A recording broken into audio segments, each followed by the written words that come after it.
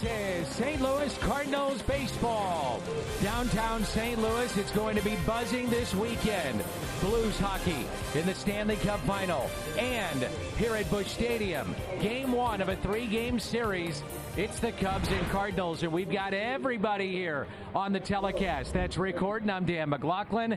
Erica Weston, one reporter. We've got Jim Hayes, another. And the Cardinals start 4.5 games back of the Chicago Cubs beginning play tonight. And one of the positives for St. Louis, really, Ricky, from day one, he's in the lineup again, left fielder Marcell Ozuna. A lot of dangerous at-bats from Marcell Ozuna. He has been hitting the ball hard. The hard contact rate is there, exit velocity. And you look at the RBIs, 49 already this season, third in the National League. And the previous Cardinal with 40-plus before the 1st of June was Carlos Beltran in 2012. He's on pace, Dan, to drive in 144 runs this year. That would be incredible. Ozuna in the lineup tonight, and that leads us to our Kubota power stats. Well, he's hit the Cubs very well. 4 home runs, 11 RBIs here at Busch Stadium. You want more good news, Dan? He hit 2 opposite field home runs against the Phillies on the last road trip. He's saying that he's letting the ball get deep. He's not out in front, driving the ball. We'll see if it carries over to tonight. Miles Mikolas for St. Louis. Yu Darvish for the Cubs. Baseball coming up. One of the major signs heading into the game tonight. Chris Bryant, first visit to St. Louis. Some not so kind comments about the city in the offseason.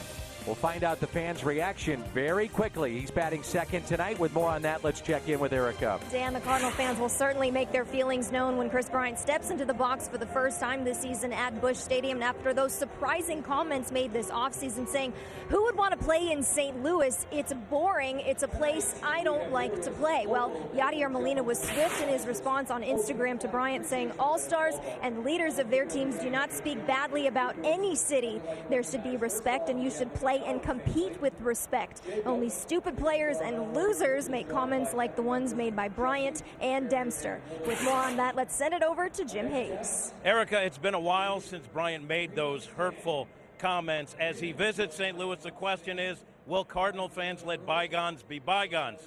Cardinal players aren't so sure about that. I don't know, but I'm excited to see it. When you say something like that about a city that's as proud as St. Louis is about being, St. Louis, you're going to get it. So I know the fans are going to be on full effect. We're going to be playing as hard as we can, and it's excited to see what happens. John Brebbia told me Cardinal fans have really good memories. Bryant, we'll hear it tonight. Danny? Oh, it's going to be a lot of fun, and let's get it going. The Cubs and the Cardinals in a weekend series here at Busch. Chris Bryant coming up. Hear that reaction when we come back. Hernandez into left field. Hit number 3,000. Holy cow, he came through. Now, wait a minute. Hold on here. And down they go as the bench is clear. Now they're throwing punches at each other. And they've got Simmons in the rundown. Lundstedt. Nobody covering the plate. Oh, no. He chased him across home plate, and the Cardinals have a run. That's unbelievable. Down the left field line. Is it enough? Gone! There it is! 62! You are the new single-season home run king. That's a live look at now what you're seeing right now. LaRusse and Dusty Baker. It's getting animated.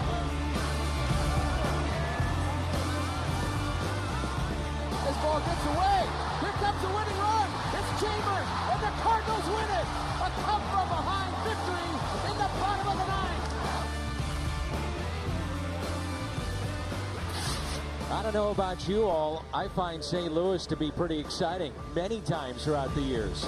Pretty good reminder there, wouldn't you say? Awesome. And especially when the Cardinals and Cubs are playing, always fun here at the ballpark. So Kyle Schwarber leads it off for Chicago. And that's really the sidebar. We're just having a little fun with it. Of course. Chris Bryant's comments at the Cubs convention. And Mikolas delivering our first pitch of this weekend series. And Schwarber hits a high fly ball out to left. And the catch is made, and here comes Bryant.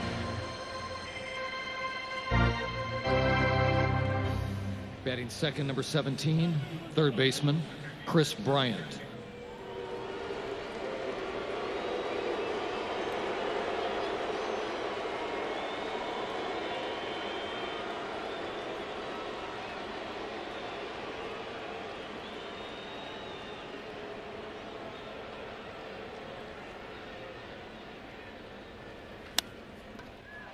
And that'll be off the glove of Carpenter and into left field, and Bryant is aboard. Take a look at the numbers for Miles Mikolas coming into this start tonight, and it's been 11 starts, a record of 4-5, and the ERA is just below 5. Pitching better of late, and that's what you want to see from Miles Mikolas to get back on track again to where he was a season ago. The Hyundai pitch arsenal for Mikolas: fastballs, curveball, slider mix, and I love the way he uses the curveball and slider off of one another. And he, of course, is a strike thrower, Dan, and that is why the Cubs have swung at the first 2 pitches in this game. They believe that may be the best pitch they're going to get to hit. That could be an early peek into the game plan here for Joe Maddon's club. And now it's Anthony Rizzo hitting .289 with 15 home runs, and he's driven in 42. Typical Anthony Rizzo, very slow start, then gets hot and puts up big numbers. That's a single up the middle, and Bryant will stop at second base.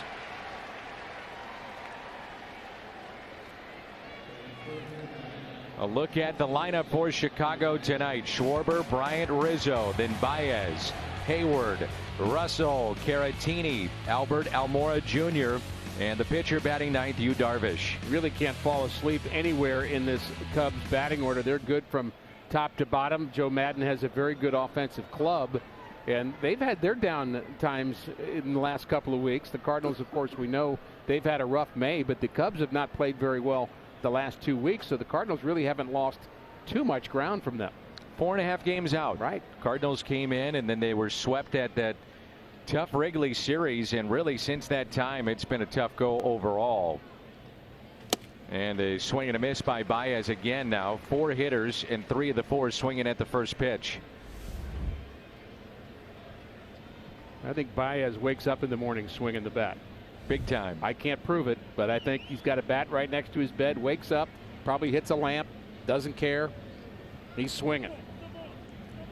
You throw him a slider, though, there might be some swings and misses. That happens.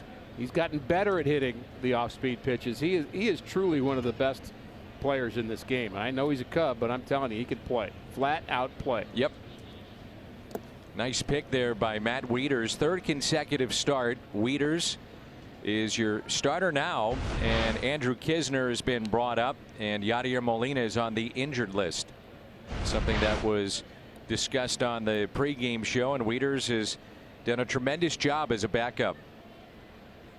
Swung the bat well, which is a plus. You just want him to handle the pitchers well. I think he's 2 for 2. Here's the 1-1 pitch and a ground ball. Carpenter backs up a step and out there. They'll get the man at second. 2 away, and it brings in Jason Hayward. Cardinals defense around the horn presented by Dobbs. Ozuna, Bader, Fowler. That trio in the outfield. Carpenter, DeYoung, Wong, and Goldschmidt on the infield. Matt Wieters behind the plate. Well, the boos have subsided now over the last couple of years for Jason Hayward, and public enemy number 1 is Chris Bryant. That's how it works in this game, Dan. Right. You get somebody else that's maybe more on your mind. And you know, I frankly had almost forgotten about what Bryant had said during the winter, and it's not the, I would say, most important thing in the world, but I certainly understand the fans' dismay at having their city dissed a little bit, and however he meant it, you know, who knows. But I guess the fans certainly have a right to express their opinion. Well, it'd be one thing, I think, if a Pirate said it, or a Red maybe, but a Cub, and a good one at that, and a former MVP, that just adds to the rivalry. 2 balls, no strikes, runners at the corners here for Chicago. Just a good reminder next year when we go on the Caravan and we have the winter warm-up, not to have it publicly displayed, everything that we say. Good point. And honestly, that's part of the fun of it. Of course, you're gonna promote your team and kind of maybe not be quite as excited about the other team. It's Ryan Dempster there. He was kind of doing the late night talk show, if you will. He's sitting behind the desk. Bryant is his guest, and that's when it all came out. Bases loaded.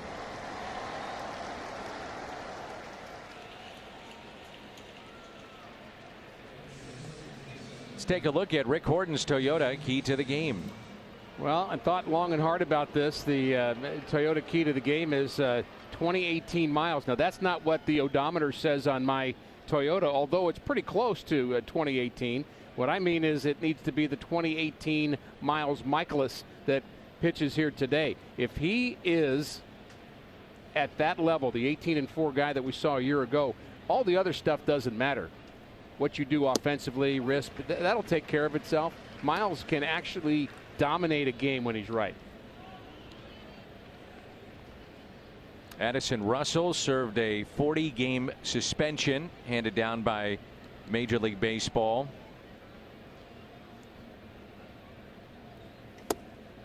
And Russell has 3 homers in his last 5 games, including 2 3-hit efforts.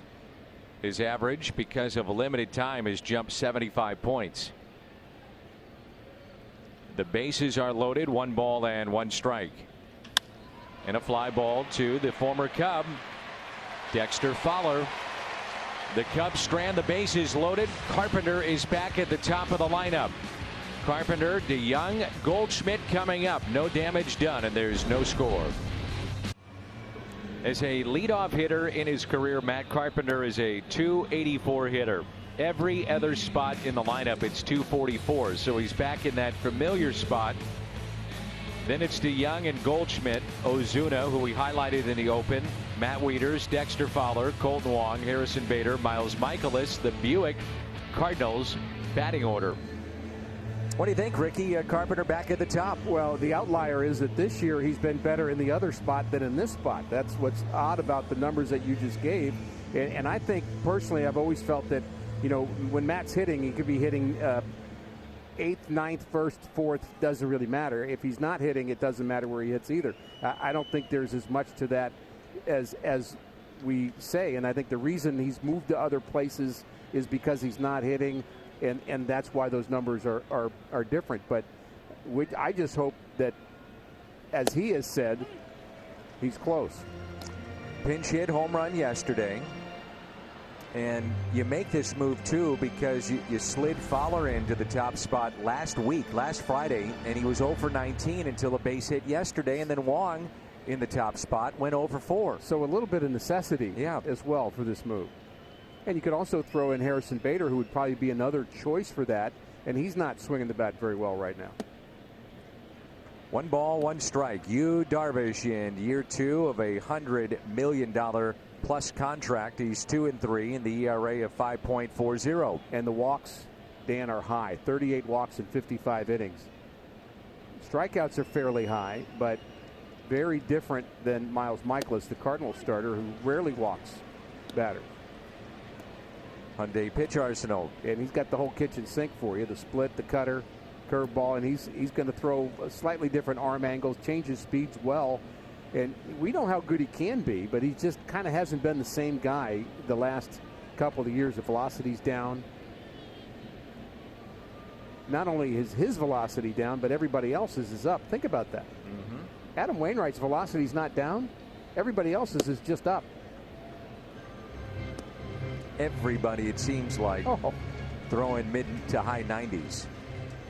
Darvish had really just a horrific run in the postseason 2 years ago with the Dodgers after a very nice beginning of his major league career here in the States with Texas. Multiple All-Star games, a lot of wins, a lot of strikeouts. And the 2-2 is hit out of play. And I brought up Wainwright because that's got to be really the next step for Darvish is to figure out how to just use what he has to be a competitor and a winner at the high level he used to pitch at. And Wainwright was so good in Philadelphia, Dan. 10 strikeouts for Wainwright. And that's the first time that he's had a 10 strikeout performance in 5 years. And he lost the game, but he sure was spectacular in how he did it. The 2-2 way outside. And the count runs full. So 6 pitch at bat and counting for Carpenter. We're accustomed to seeing that.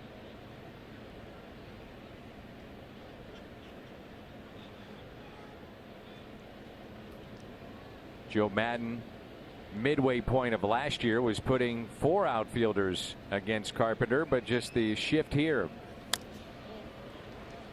And Matt is thankful that didn't hit his shin. If you missed it, he had 2 that went right off his shin in Philly. This was close. I don't know what the hard contact rate was in Philly. That one hit a bad spot. May not have hit as hard, but the hard contact rate in Philly put him in some serious pain.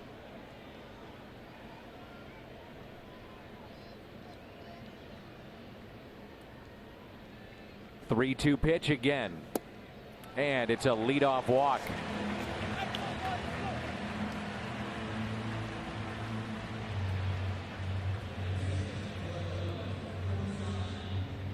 When Paul DeJong wants to be aggressive, first pitch of an at bat, boy, he's doing some damage, isn't he? So that 571 average is astounding, but I think it's equally astounding the note below that the league average is 363.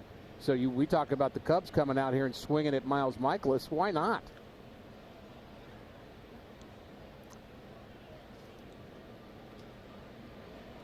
So the runner at first is Carpenter.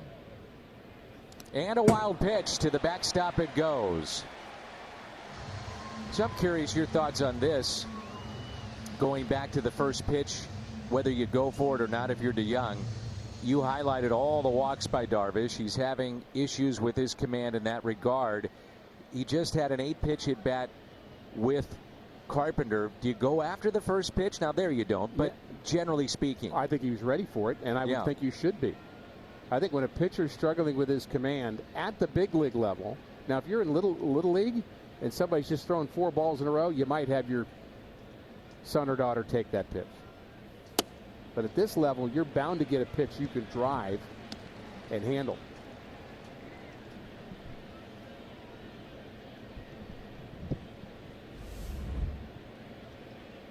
DeJong in a little bit of a rut. He'd love to change it. 1 for his last 26.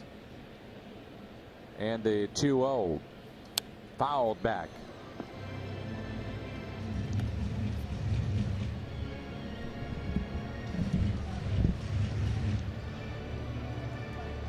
Cardinals coming off a win yesterday, in desperate need of that win against the Phillies. Interesting late. Missed it. Day baseball. Cardinals jumped out to what you thought was a comfortable lead, and then at one point back-to-back innings, tying run at the plate, then the go-ahead run, and they came away unscathed. 3-1. Yesterday, all 5 runs for the Cardinals came via the home run. I think if you're a viewer of Cardinals baseball, you know where I'm going with this. Why not? DeJong with number 9. Make it 2-0. He's due.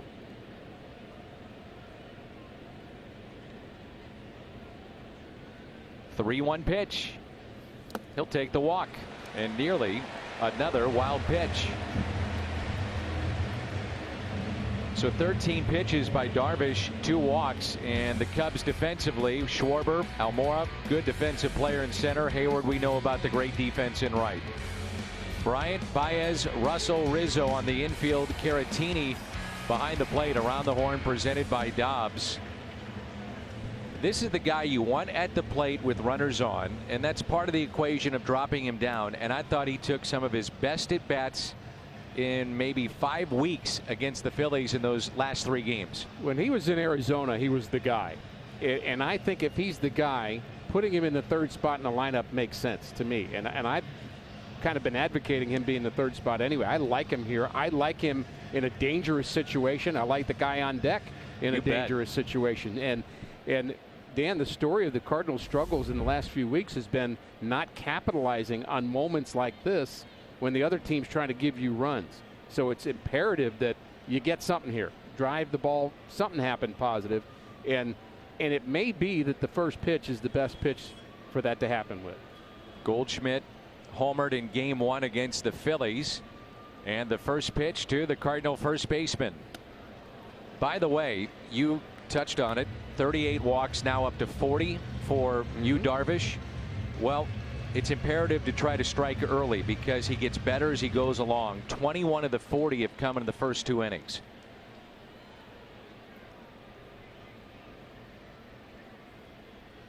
Ooh. One ball and 1 strike. That was a good pitch to hit, I think, for Goldie. And, you know, when a guy's having trouble with command, Dan, he may have trouble with command in the strike zone, too. So may throw some pitches middle.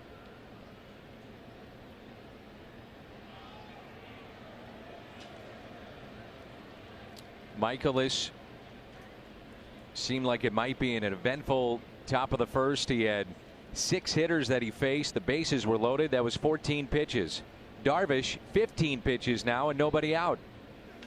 And Goldschmidt, it's a high fly ball into right. Hayward in a position to throw. Carpenter will tag up. And runners at the corners. Productive out.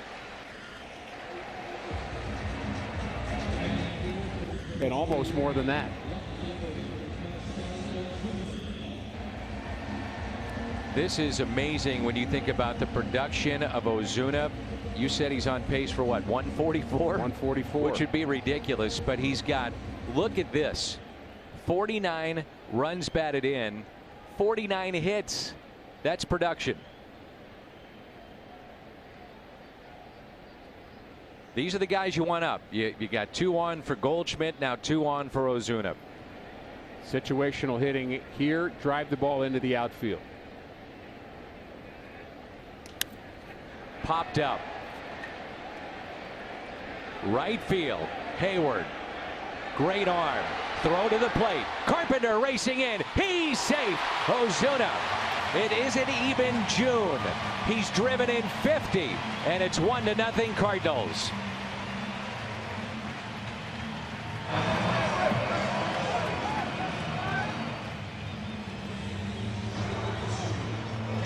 Cardinals are able to score a run without a hit. 2 free passes, a productive out for Goldschmidt, and a sacrifice fly and an RBI for Ozuna. What a year he's having. Good break by Carpenter off a third, too. I didn't think that ball was very deep and right. And now you have DeYoung tagging up with the play to the plate, not cut off, and a chance for Matt Wieters. All he's done is hit. And Wieters hits it to second, backhanded, and a nice play there by Russell ranging to his right. So the Cardinals strand a runner, but they get a couple of walks, and they pick up an early lead. Roster move, we touched upon this in the first inning. Yadier Molina has been placed on the 10-day IL, and Andrew Knizner is now called up and at some point will make a major league debut. More on that. Let's check in with Jim. Dan, Yadi had been bothered by a right thumb issue, kept him out of the last couple of games in Philadelphia. Yadi had the thumb checked out today. Some imaging work determined that there was a strain of a tendon. So Yadi goes on the 10-day injured list. John Mozeliak told me Yadi will also see a specialist at some point today. Most of the specialists will give them a better idea of how much time Molina might have to miss. Dan, as Mo put it, fingers crossed. No pun intended. And a strike to Victor Caratini, switch hitter, the catcher tonight, then Almora and Darvish. Think about all the innings Yadi caught prior to the last couple of days, because this didn't just happen 2 days ago. He's been dealing with it for a while. The at-bats he's had, the times where one hand's been coming off the bat. He had a base hit up the middle to drive in a run here during the last homestand with that thumb sore. So he's a gamer, no question about it. And with it only being 10 days, you hate that it happens in a weekend series against the Cubs at home, but get the rest, get the recovery, get it right. You know, Ricky, if you take the numbers out of, and it's all woulda, coulda, shoulda, right? But if you take the start out of, and it was a Friday night, Michaelis a couple of weeks ago in Texas, the numbers are very similar to a year ago as Caratini picks up a ground rule double. The velocity, the spin rate, all those kind of things. And then you look at traditional numbers, ERA, and it would be about where he was a year ago. Leadoff double. So it's about a run, almost run and a half difference in that ERA because of that start. It was a rough start, wasn't it? I mean, he could not throw a pitch where he wanted to. The breaking pitch didn't work, and the fastball was flat. He just kind of didn't have anything that day. He said he hated pitching in Texas when he was there the first time. And just a rough night, but I would say that when Miles Mikolas is pitching, Cardinal fans should have a high degree of confidence that they're going to be in the game. So this is the 8th place hitter, and then Darvish on deck. And right now, anytime that Albert Almora Jr. comes up to the plate, for those that follow baseball day in and day out, you think about the line drive that he hit in Houston that hit a young girl. And Almora was about as shaken as I've ever seen a major league player or really batter in college or high school or the pros on hitting a fan. And I'll tell you what, it was emotional, and afterwards he was asked to address it and could barely speak. He was hugging a security guard, and it was just, if you haven't seen it, go to your computer and see not the line drive, but see the reaction. And he has a young child, and he said all he could think about was her. As Goldschmidt thought about going to third, Mikolas to the bag, and it then brings up again, and it happens every year, but netting in major league stadiums and extending that netting all the way down the line so that fans are not exposed, and in particular our younger fans, to any type of injury with a foul ball. Line drive hit by a player in 2019, even if it gets down towards the foul pole or down towards the, let's say, 200 feet from home plate or beyond, it's still coming hard. Yes. And the thing about the netting is if the ball goes over the net, that's not quite as dangerous. You're not going to have the same kind of velocity on a ball that's not hit on the line. So I would 100% be behind that. I say it all the time. I don't like seeing the bat boys exposed behind the plate. There's no need for them to be there. You know, in this situation, Darvish, right-handed batter, Schwarber goes behind him. I'm almost getting to the point where I think that if you have a right-handed batter, that the on-deck man should go behind him. Left-handed batter comes near the Cardinal side. And I don't care if you're a Cub or a Cardinal or whoever, but that's one way to avoid the situation we had with Juan Encarnacion. And players will tell you, Ricky, that they like being on deck because they want to see the delivery of the pitcher or speed, or you know, they can pick up little things that the average fan and us, we can't up here. I can understand that. They want to be on the field of play, or a run scoring. They've got to be out there to be the coach, if you will, on the slide at the plate. But I think, to your point, it's 100% right that these guys are hitting the ball with more violent swings and harder. The bats are harder, players bigger, balls harder, and the line drives are coming off at a rapid rate. Scary. Well, the players, Dan, sign up for this game and this life, and they're around it all the time. They have a different ability to judge when something might be coming their way than a bat boy would. No question. Darvish with a fly ball to Ozuna. Catch made, the throw to the plate, and not in time, and we're tied. It's 1-1. So the ground rule double by Caratini. Almora hits it to the right side, and Yu Darvish, of all people, with a sac fly and an RBI, and that's his first career sac fly. That's where he wanted that strikeout. Meant to be a curveball to get a swing and miss, and it just hung. It wasn't in a bad spot, but it was just rolling a bit. And really not a bad throw by Ozuna. We know how compromised he's been with his ability to throw because of his shoulder, but you know, that's better than what we saw a season ago for sure. But Dan, you and I were talking before. You've seen some video about how he threw when he was with the Marlins, and he had a good arm, a plus arm for a left fielder. Dare I say great? I mean, there were some plays that you could see that, I mean, he lets it fly, and it's on a line. There's not that hump coming in, and you know, that's why he wins the Gold Glove a couple years ago. Just doing what he can do now. I'll take the 50 RBIs before June.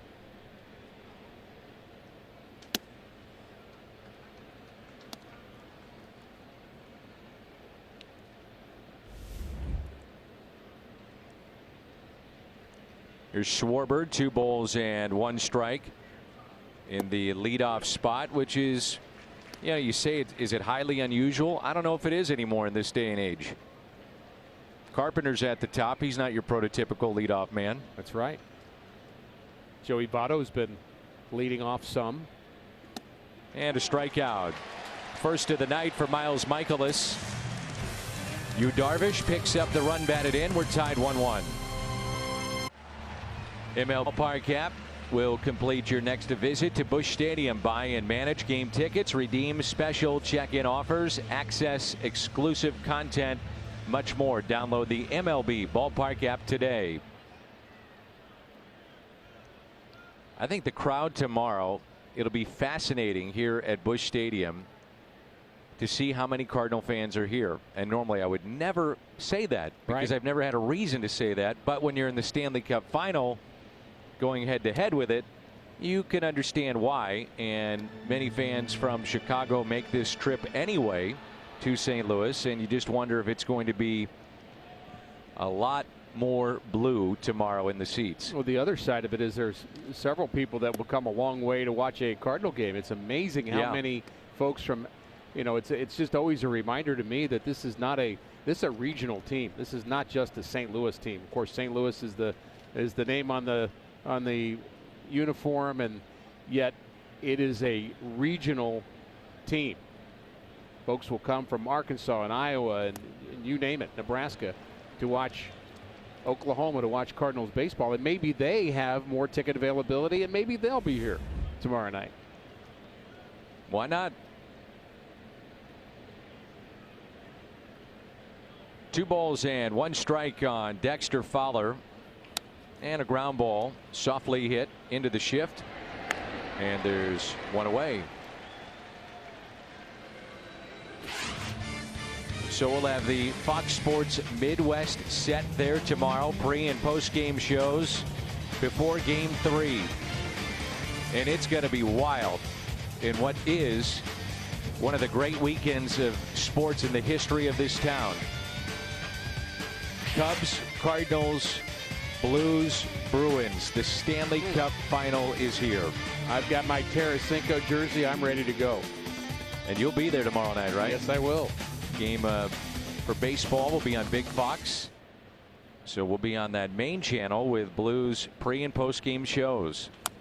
And I may or may not have the Cardinal game on my phone, because I've learned the last couple of weeks I can multitask a little bit. Maybe. Fox Sports Go is what you'll be watching, that pregame show, and then flipping over to Big Fox. There you go. Okay. I'll find it. I know you will. Colton Wong at the plate. 1 out, nobody on. And it's 0-2.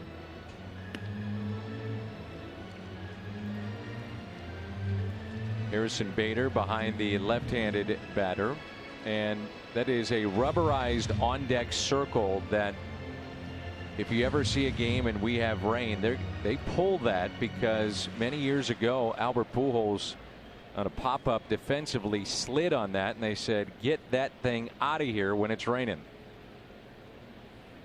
And the 0-2 pitch. I think it's a pretty safe place for Bader to be standing in terms of a ball coming off Wong's bat. That would be very unlikely that a ball would go in that direction. And then that's part of the savvy know-how, again, of a player.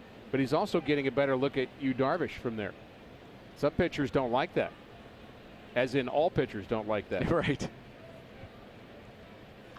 And that was my point from before, where you know, some fans may say, well, Dan, I'm hearing you talk about the ball boy, bat boy, whatever.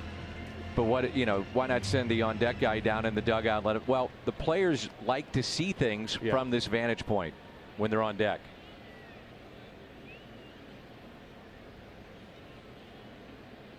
Many of them just time it up too.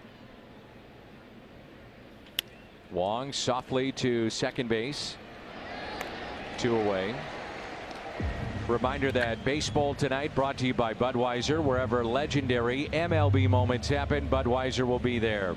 By Chevrolet, the #1 selling brand in the St. Louis area. Find yours at your Mid-America Chevy dealer. And by Steak and Shake, get 4 meals with 4 items for $4. 444, get more for 4. Only at Steak and Shake.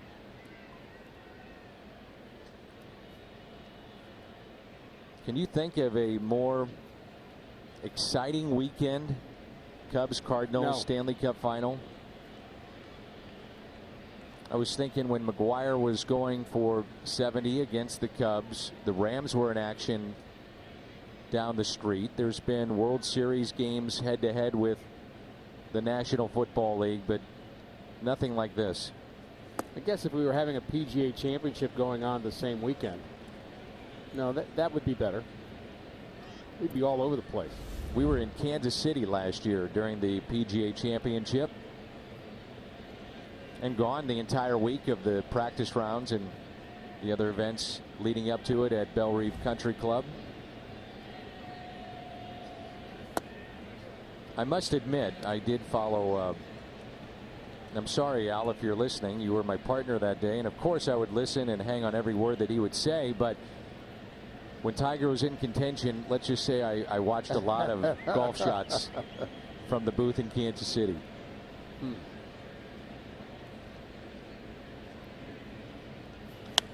Bader pops it up. On the outfield grass, it's Rizzo, now in foul territory, and makes the catch. Let's go Blues. What a weekend and what a night it'll be Saturday in St. Louis. Joe Madden, one of the winningest managers in the history of the Chicago Cubs. It's always interesting to hear his thoughts on topics in the game, and with more on that, let's check in with Erica. Well, Danny, a miserable May for the Cardinals, who are very much looking forward to flipping the page tomorrow to the month of June. I spoke with Joe Madden before the game, and I asked him if he was surprised at the struggles that the Cardinals have had to this point in the month of May. He said he was surprised at the results. He says they're a really good ball club, but if you're a Cardinal fan, don't be deceived. They're going to get better. They're going to come back. He said, I like their young pitching a lot. If somebody hasn't been hitting to their expectations, they will. They've absorbed a lot recently, but they're not going anywhere. They're a very good ball club. They're just 4.5 games back of the Cubs entering play tonight, guys. All right, thank you, Erica. And smattering of boos for Chris Bryant in his second at bat. He swung at the first pitch, first time up, off the glove of Carpenter for a single, and he heard it from the crowd here in St. Louis. 10 home runs in May, third most in Major League Baseball this month.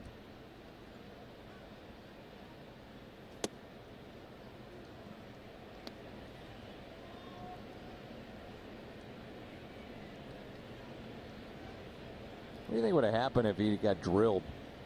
First pitch, boom, right in his ribs. Place would have gone bonkers. I'm just throwing it out there, Ricky. I mean, you've been a part of that, you know. Yeah. You've been told when you were in playing condition and throwing 135 miles an hour, you were told you better hit this guy. More or less. Actually, the phrase I was told to a guy you just interviewed the other day was, you know what to do, don't you?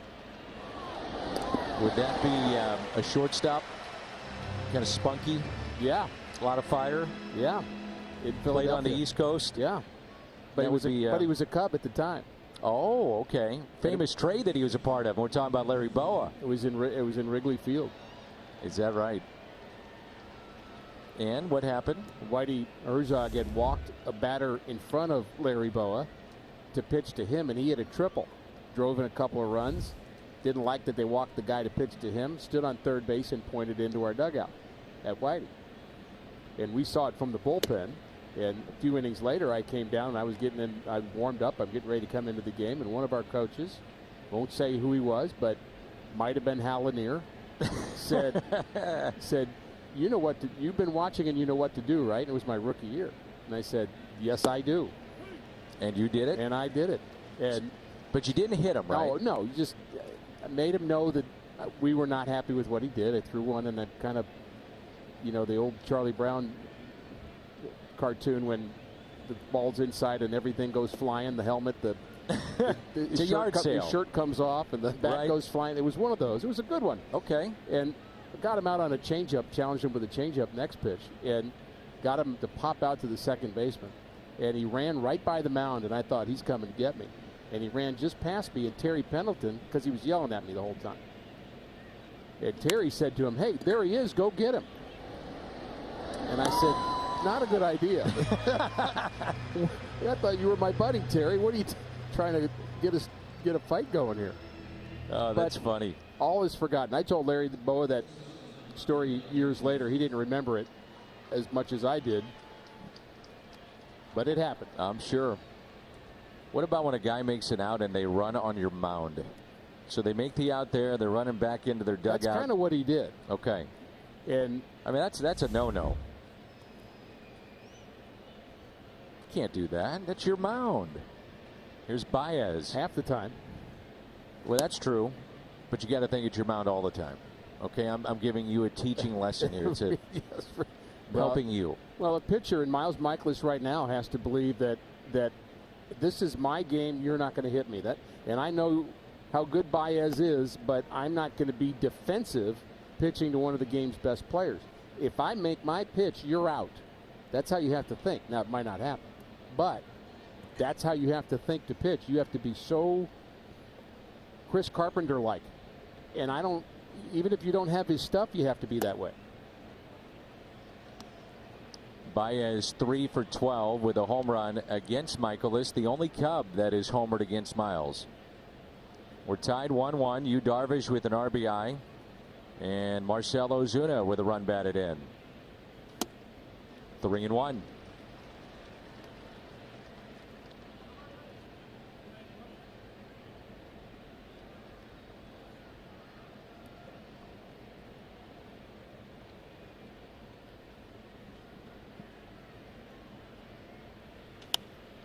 In the air, right side. Goldschmidt giving chase, and that'll be a foul ball. Stats with Lowe's. Lowest home ERA since 2018. Miles Michaelis, number 4 on this list. Blake Snell, Jacob deGrom, Zach Greinke, Michaelis, and Scherzer.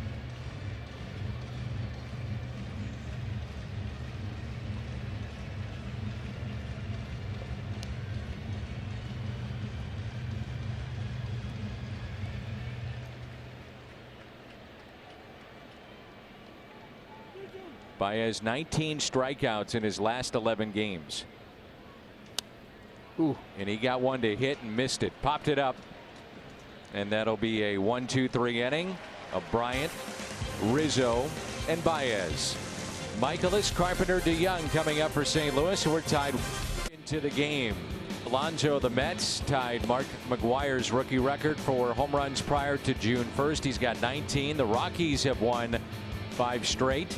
They started 3-12. They're now 15-10 over the last 25. And the London series between these two teams in 2020, middle of June next year. Make your plans as we head to London. Excited about that? Oh yeah, you bet. Looking forward to it. Enjoyed going to Mexico this year, and London's next. It'll be fun.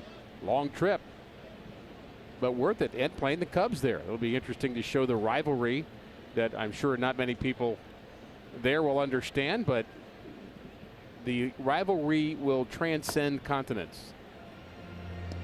And it's a fun, I still think it's a fun rivalry. I know some might disagree with that, but having seen the Yankees and then the Red Sox, and having grown up in that and also lived the Dodger Giant rivalry, this one's better, I think. More humane. On the ground is short off the bat of Miles Michaelis.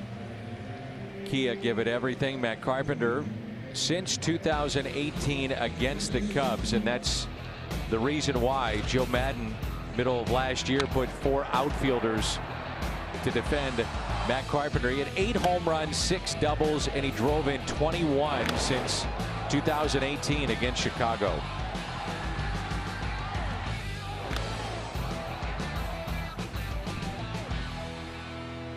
Carpenter had an 8-pitch at bat to start things offensively for the Cardinals and came around to score after he walked. Looks at a fastball and a strike. I think even those numbers are a good reason to move Carpenter back to the first spot for a series like this, because you know the other team is frankly a little afraid of you, and you know that actually carries some weight in this game. And if you're going to pitch to, let's say, Chris Bryant, and you think, well, that's Chris Bryant, even if his numbers aren't very good, you still are a little defensive pitching to him because you know what he's capable of. 0-2.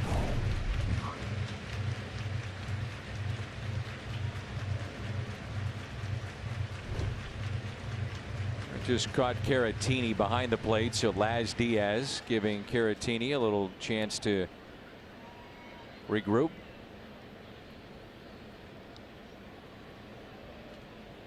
To further the point, it's the importance of the leadoff men in front of Goldschmidt and Ozuna getting on.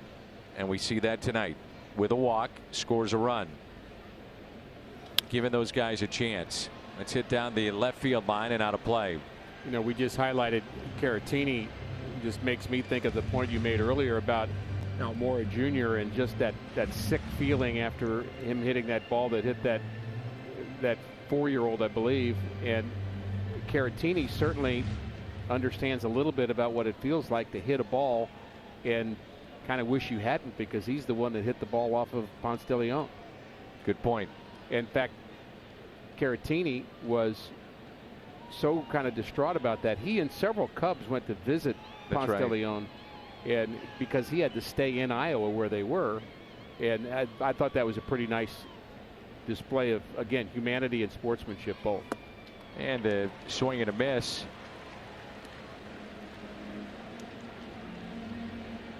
So the first strikeout for Yu Darvish. Japanese players, there's been 58 in Major League history. Currently there's 6 active, which includes Yu Darvish, Maeda, Otani, Hirano, Guchichi. 1964, Masanori Murakami of the Giants was the first, and only until 1994 when Hideo Nomo arrived. And so Taguchi was the first in Cardinal history. Wife Amiko Taguchi, former TV reporter, and taught So English. She's delightful. She really was. And so too. And he's still remembered here. Here's a 1-0 pitch. Brad Thompson was telling me the other day, as he played a lot with So Taguchi, that he was considered one of the best teammates on very good teams, championship clubs, and he had some memorable moments along the way.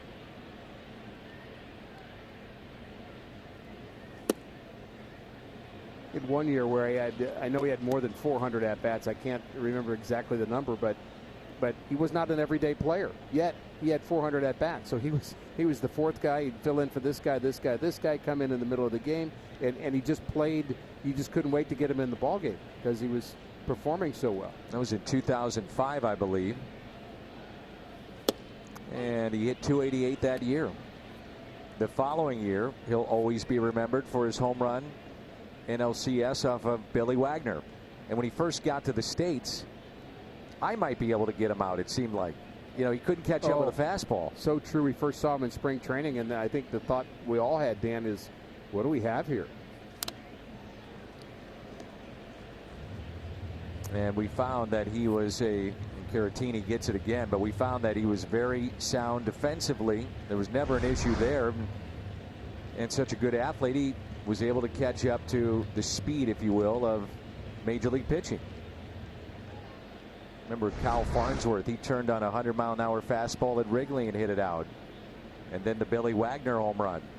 as Laz Diaz gives Caratini another chance to regroup again. Tough position, isn't it?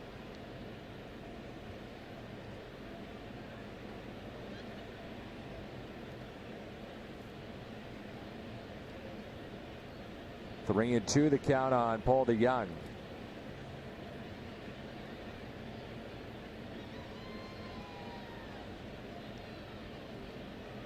Walked his first time up. And he strikes out. 2 strikeouts in the inning. And Darvish has retired 8 in a row. Top of the and it's 1-1. And Jim Hayes, you had the chance to talk it over with Colton Wong. Yeah, it's been a while since Chris Bryant made those comments about St. Louis. And some Cardinal players, new Cardinal fans, were not going to let it slide. Colton Wong told me he said that stuff to pump up his fans. Instead, it pumped up our fans. You say something about a city as proud as St. Louis, you're going to hear about it.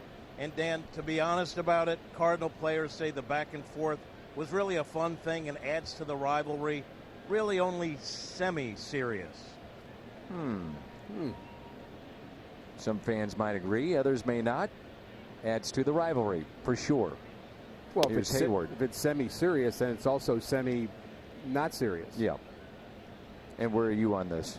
I'm kind of in the, well, I have a little bit of a different view because I was with Jason Mott on a caravan when this happened. And Jason Mott was in his wedding, in Chris Bryant's wedding. So he got right on the phone and texted his wife, who texted Chris Bryant's wife.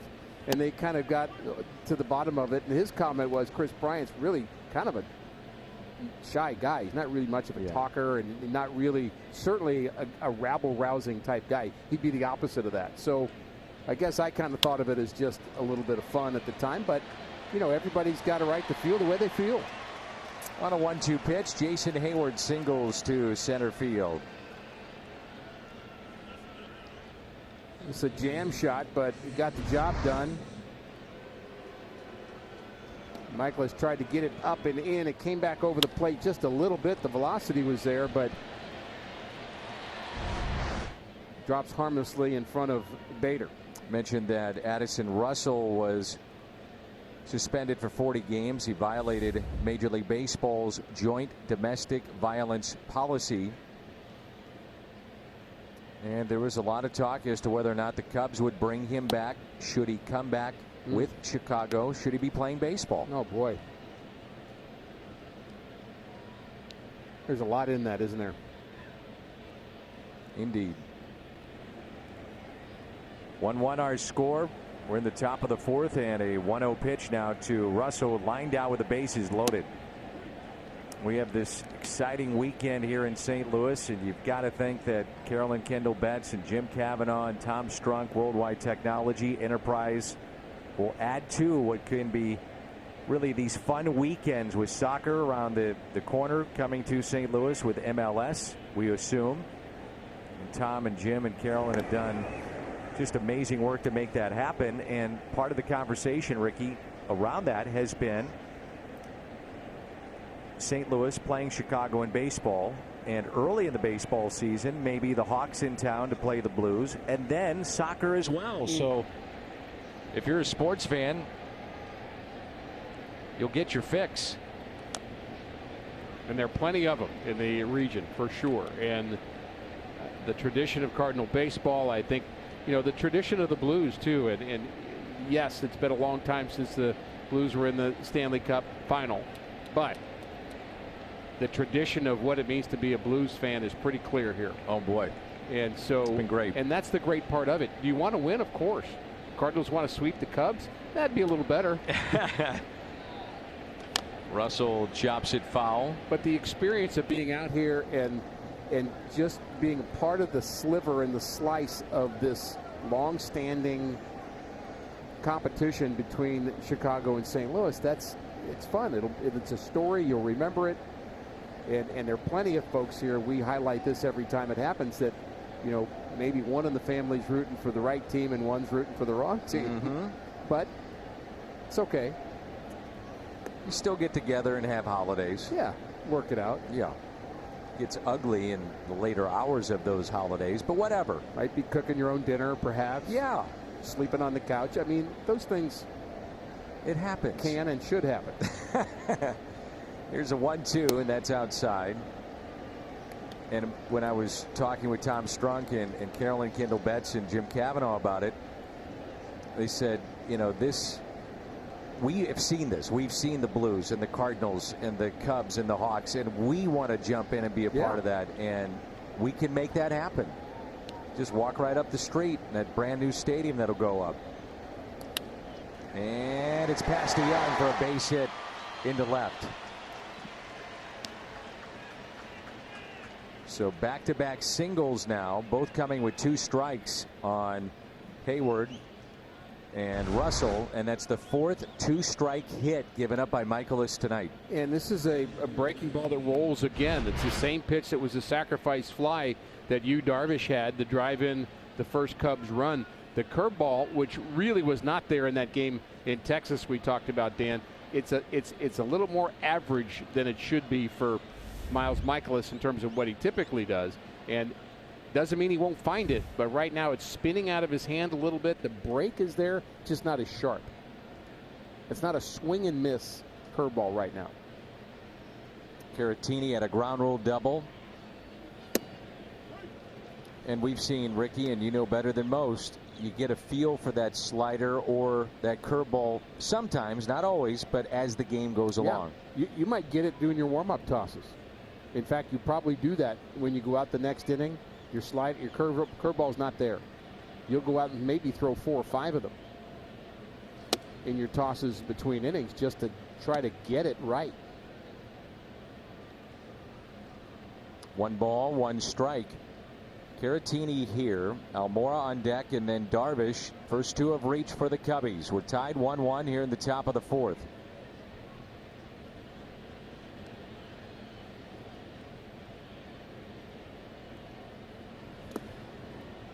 Kept in front by Wieters. Last RBI for Caratini was back on the 11th of April. Contreras sitting. Their bench features Bodie, Aducci, Descalso, the former Cardinal, and Contreras, the backup catcher tonight.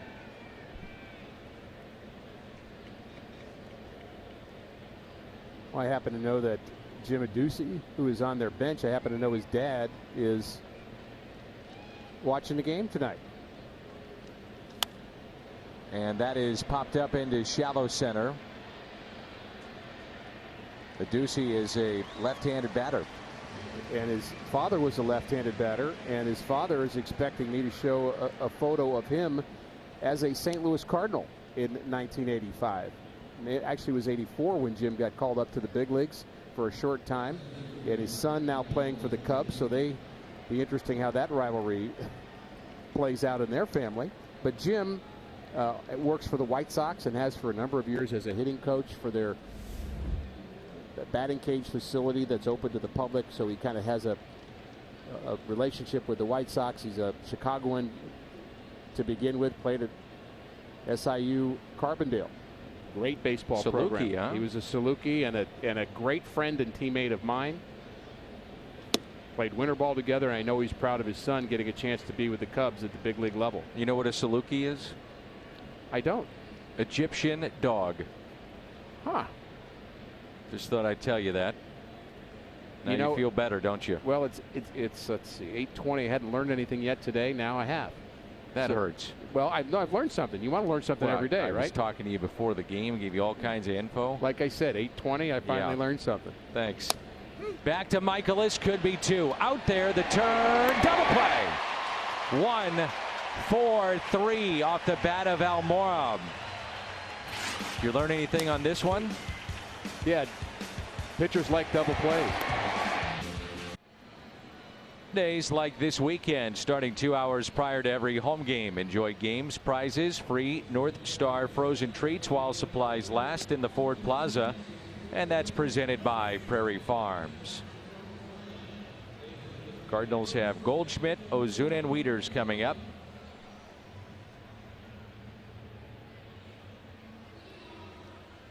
Bittersweet Lou Hughes, this date in Cardinals history. Oscar Taveras, this date in 2014, made his Major League debut. And with the rain falling, you could see right before that pitch, some of the fans heading for cover.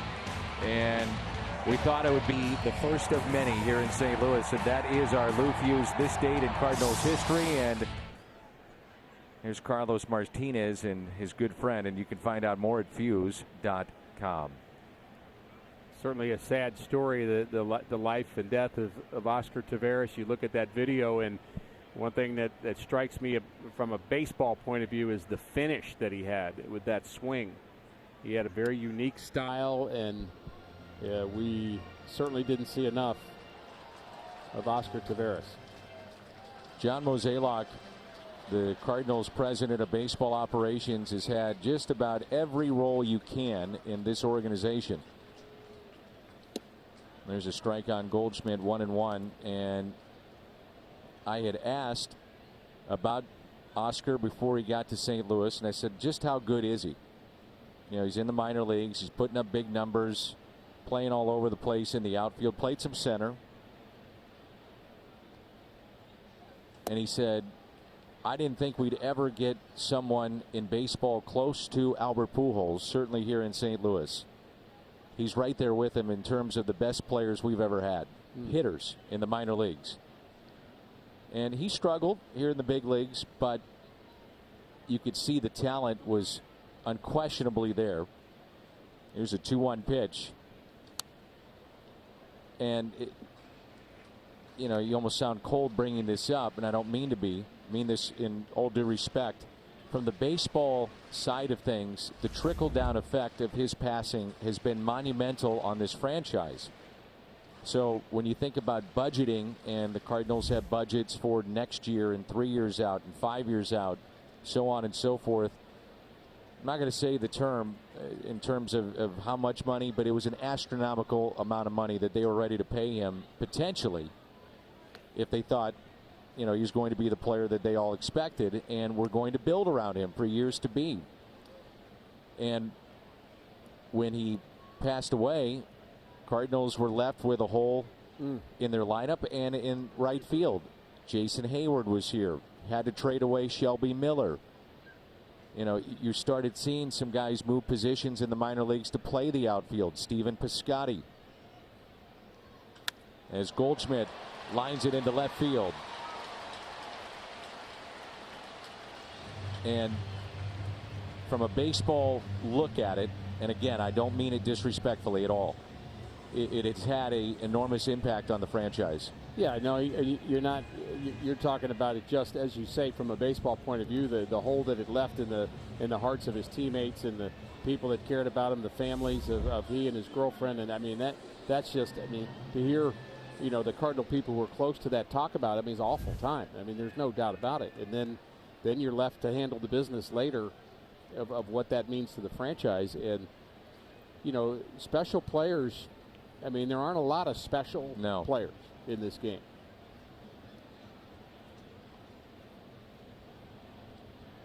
And that was your guy. You signed him at the age of 16 and developed him, watched him grow. He was yours. And now he's gone. It's very sad. Goldschmidt had been 0 for 10 with 7 strikeouts against Yu Darvish prior to that base hit. Well, that was a good at-bat there. I can tell he was comfortable at the plate, and he was comfortable against a pitcher who has gotten a little too comfortable in this game. You said get him early, especially with the walks. He won't walk as many as the game goes along. That was hit number 1, for goodness sakes. He's just getting a little sharper with his command, and his pitch-making ability is increasing as the game goes on.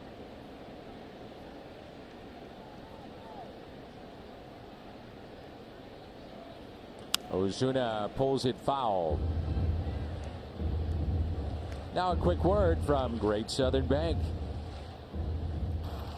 Emptied your digital wallet? We understand. Great Southern Bank. We're fans too.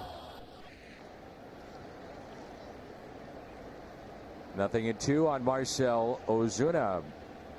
Picked up an RBI first time. And it was number 50.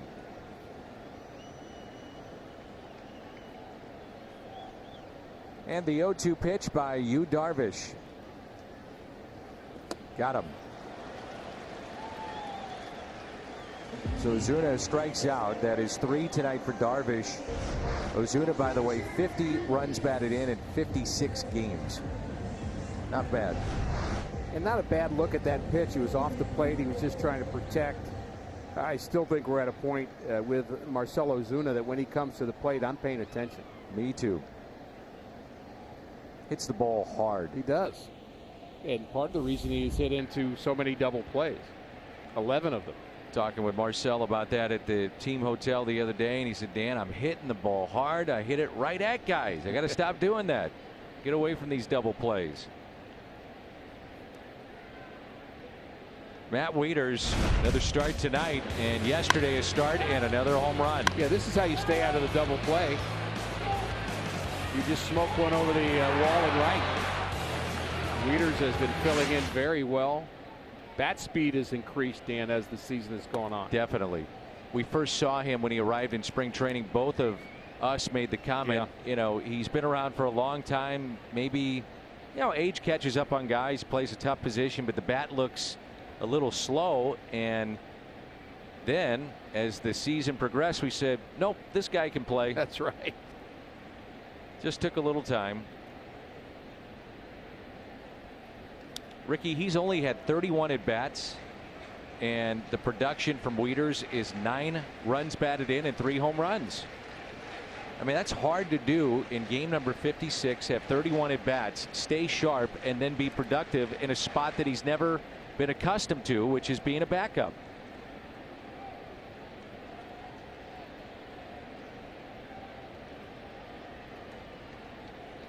Mike Schilt calls him a pro. Capital P, capital R, capital O. And the 1-1. Ground ball. Rizzo gets it on the short hop back to him, and there's your double play. Cardinals turn to double play in the top half. Cubs do it here in the bottom. We're tied 1-1. Cardinals baseball is brought to you by Ford, the official car and truck of the Cardinals, and by St. Louis Children's Hospital and Washington University Physicians, guardians of childhood. Beautiful night. We're expecting a gorgeous weekend weather-wise here in St. Louis. For those of you just joining us, we've talked a little bit about the Blues and Game 3 tomorrow, Stanley Cup Final, Cubs Cardinals, packed house. A lot of energy here in downtown St. Louis. And a good baseball game going on right here at Busch Stadium. A 1-1 score. The Cubs have had more chances than the Cardinals have had so far through the first 4 innings of play. But Miles Michaelis able to get out of a jam, Dan, in the first inning, and a double play in the 4th inning. And the only number that really matters is the score, 1-1.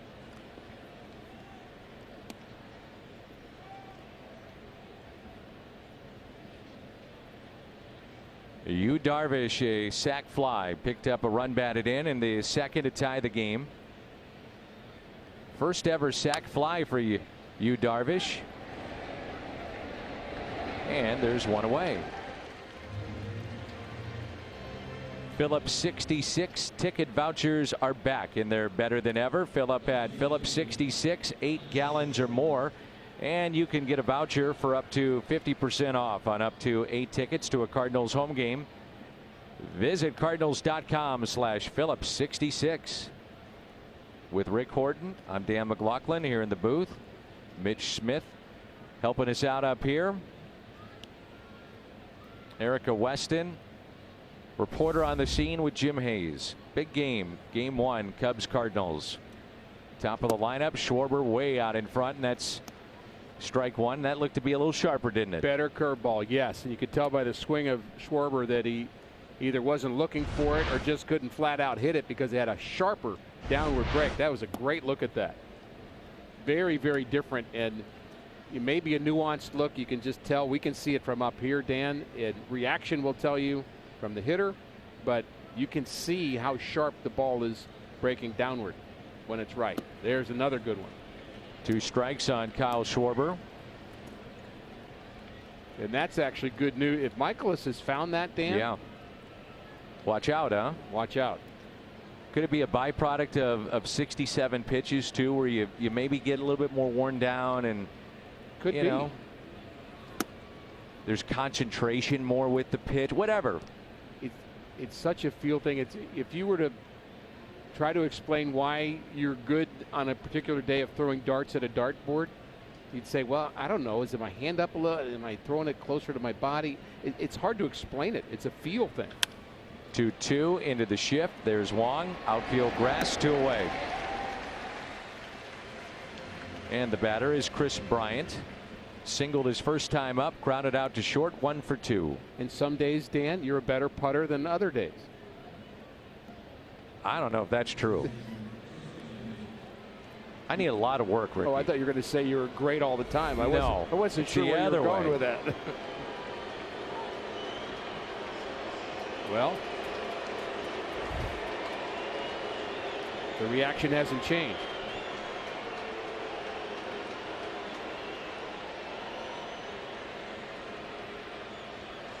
And a strike to Bryant. There's no doubting this guy is a fabulous talent. Great player. Rookie of the Year, MVP. Nothing in 2. And he will never get a job, however, for the Chamber of Commerce in St. Louis. You never say never. However, I'd say it's 99.9%. I'm going to say never. If he strikes him out, we'll let you hear the reaction. The 0-2 in the dirt.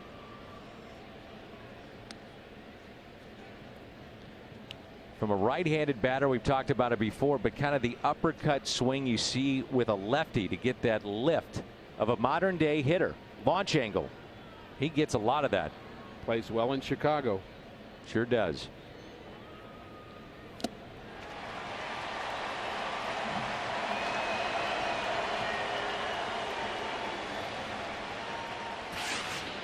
Strikeout number 2 for Miles Michaelis. Home fans love it. We're tied. Jack Flaherty will go to a nationally televised game on Big Fox, and he'll face the lefty Jose Quintana. Come your way on Fox at 6, and we'll be back with you on Sunday right here on Fox Sports Midwest. Our Budweiser What's on Tap. And the very simple answer, Dan, to how the Cardinals start to get on a roll, and it'll happen at some point, just still believing that, it will be that the starting rotation gets on a roll. No doubt. Pitching, right? Here's Fowler. And Dexter is first time up, grounded out softly to second baseman Addison Russell.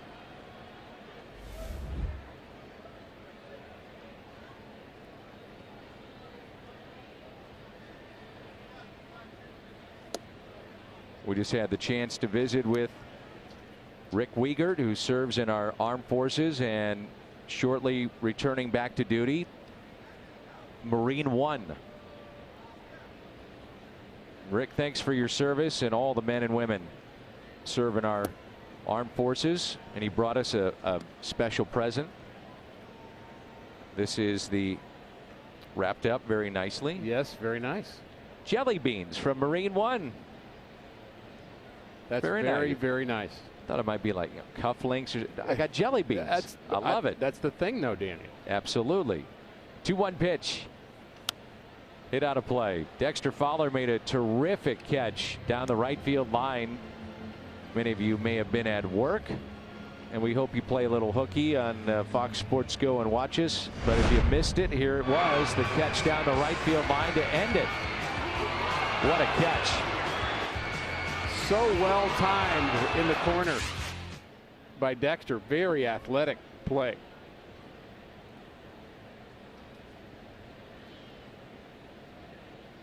And the 2-2 pitch. Thought it was interesting that ball, later talking to some of the Cardinals, may have touched the fan. That view, it's tough to tell, but Dexter made the catch and then tagged the fan and came back down. Fan was out too. I love it. So he got 4 outs in the 9th inning. He said that fan was riding him all game, and the fan confirmed it afterwards and said Dexter was a great sport about it. So those two were going back and forth. But really a fine play by Dexter Fowler. The fan either tweeted it or was quoted as saying, I was giving the guy so much trouble and now I love him because he was giving me trouble back, and then he makes the catch to end it. If a player gets mad at a fan getting on them during a game and that's kind of your normal reaction to that, you're probably not going to play the game very long. That's right. I mean, you just have to understand the fans just, you know, even if it's whatever, it doesn't really matter. You just recognize that the fan is just kind of having a good time at the ballpark. Sure. I had a moment when I was in college where I was ridiculing a major league player. I went to a big league game in Atlanta on a spring trip, and it was George Foster. And I was yelling terrible things to George Foster, who was not having a very good year. I met him about 15 years later, and I apologized. And he said, I have no idea what you're talking about. I said, sure. well, it doesn't matter. I just need to tell you I'm sorry. I'm sorry after all these years. So it's going to hurt. It's going to hurt that fan more than it'll hurt Dexter. You bet. 8th pitch of the at bat coming up.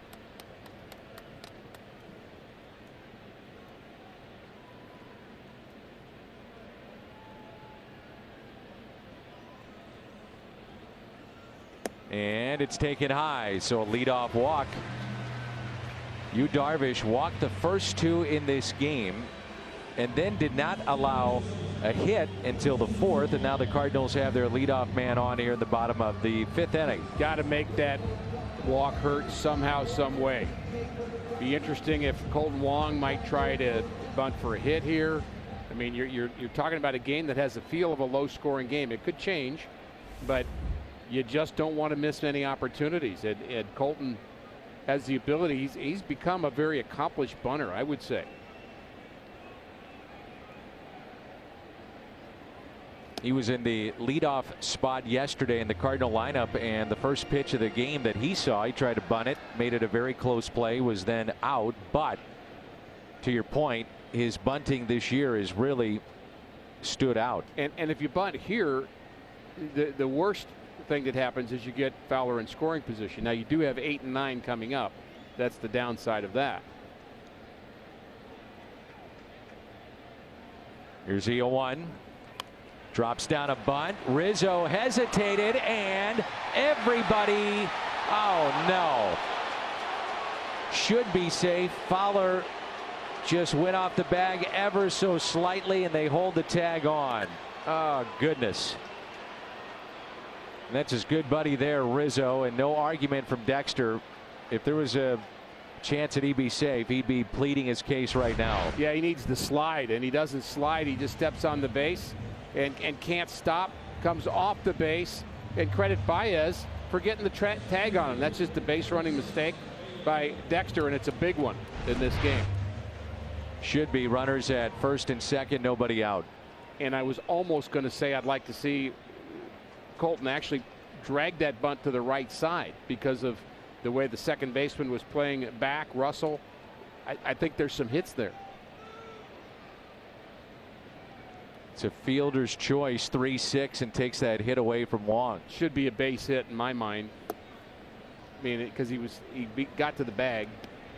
I know that's the way it's scored now, but I think that's wrong. It should be a bunt base hit. I am in full agreement. But I do understand that's how it's scored. It's the same thing when somebody steals a base and then comes off the base. They now call that a caught stealing. Exactly. I was just going to bring that up. Don't like it. So here's Bader. And the scoring aside, I don't like the fact that there's not runners at first and second and nobody out.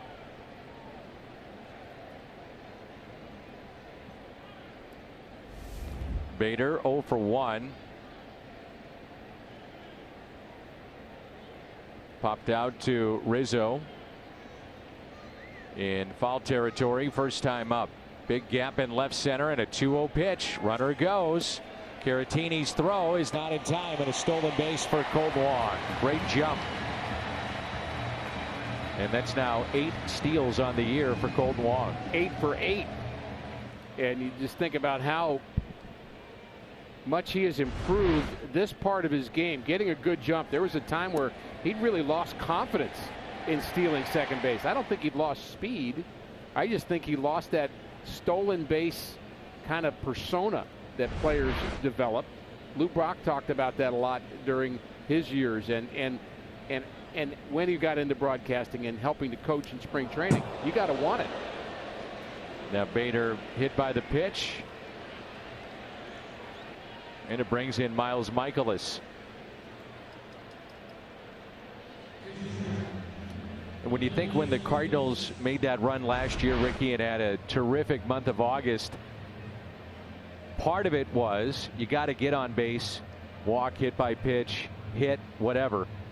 But the Cardinals under Mike Schilt initially were so aggressive, and they forced the opposition to play back on their heels, and you'd love to see more of that too as we go along. 100%. But you got to get on base, and they haven't been doing that. Well, you can't steal first. Right.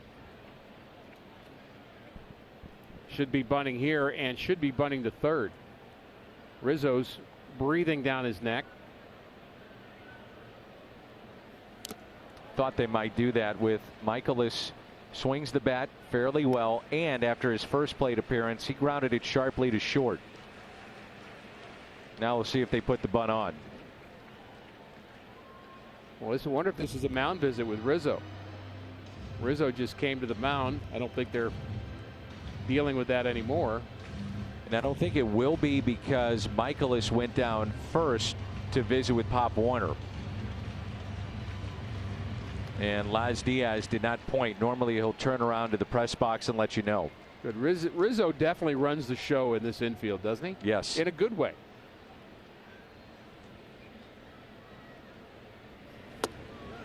That's a great example of it there. He's Rizzo staying near the first base area, almost inviting Michaelis to go to third base, and he wants to make this play. And he's thinking about, I'm going to cover third base area right now, and Michaelis at the last second tried to bunt the ball to the first base side. And I think that changed his bat angle, and I think that's part of the reason he missed it. And this is not gamesmanship by Rizzo. This is just smart defense is what it is. And the 0-2 now to Miles Michaelis. Strikeout for Darvish. Doesn't get the bunt down. That's 4 tonight, and it brings in Carpenter. Quick word from BJC Children's Hospital. Keeping kids in the game for 140 years. St. Louis Children's Hospital, guardians of childhood. Talk to Matt Carpenter about spots like this, whether you're first, fourth, eighth in the lineup, but when you have a chance to drive somebody in, do you expand your zone? And he said absolutely. It's baseball. It's dictated by the situation, and so if I get a pitch to drive, I'm going to try to do that. When I'm up there and I'm leading off an inning, it's more about working a count, work a walk, but any way you can get on base. We'll see what happens here. That pitch just a little bit low for ball one. Carpenter has walked on an 8-pitch at bat and scored the only run for St. Louis, and also struck out. Fair to say, Dan, that the job is different right now than it is leading off an inning or leading off the game. It's a different job. Your job is to get him in, if you can. Work to it. That's your mission anyway. 1 ball, 1 strike. You hit on something that is kind of been the narrative around Carpenter for a long time. What he does with 2 outs or with 2 strikes. And right now with 2 outs, he's 4 for 43. And that is lowest in Major League Baseball. And you got to think that's going to turn here at some point here in 2019.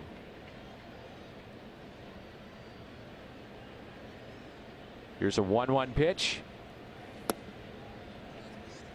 Cardinals really need him to be that guy. I mean, you saw what happened last year when he got hot and was hitting, and it didn't matter, Dan, if he was hitting first or fifth or 10th. It does, whatever. The point is, he was red hot and could hit anybody for a period of, what, 5 or 6 weeks, maybe longer than that. And he went from having the worst start of his career to people talking about him being an MVP candidate. I mean, that's incredible that he was that hot. The 2-1 pitch. Teams have been giving him and Goldschmidt, and to an extent Ozuna, a ton, and I mean a ton of breaking balls. And you know, sometimes you hang him and damage is done. He's not seeing a lot of fastballs. And here it is, 3-1. Runners at first and second. And with DeYoung on deck, you would think this would be the time you get a fastball and do some damage. But he's hitting .069 against breaking pitching this year. 3-1 pitch. Looked to be a little cutter, maybe slider there. 3-2. And that's the pitch you throw when you're thinking, I don't really want to throw the big looping curveball and walk him, so I'll go in between and throw either a slider or a cutter. So it'll have some break to it, but I'll be able to control it a little better. And he might go back to the curveball here. I would not be surprised. Bigger break, let's say.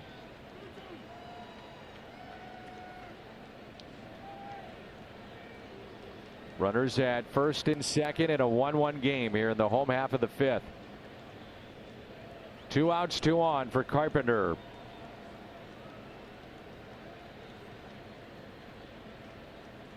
Now time called, and Darvish and Caratini cannot get on the same page.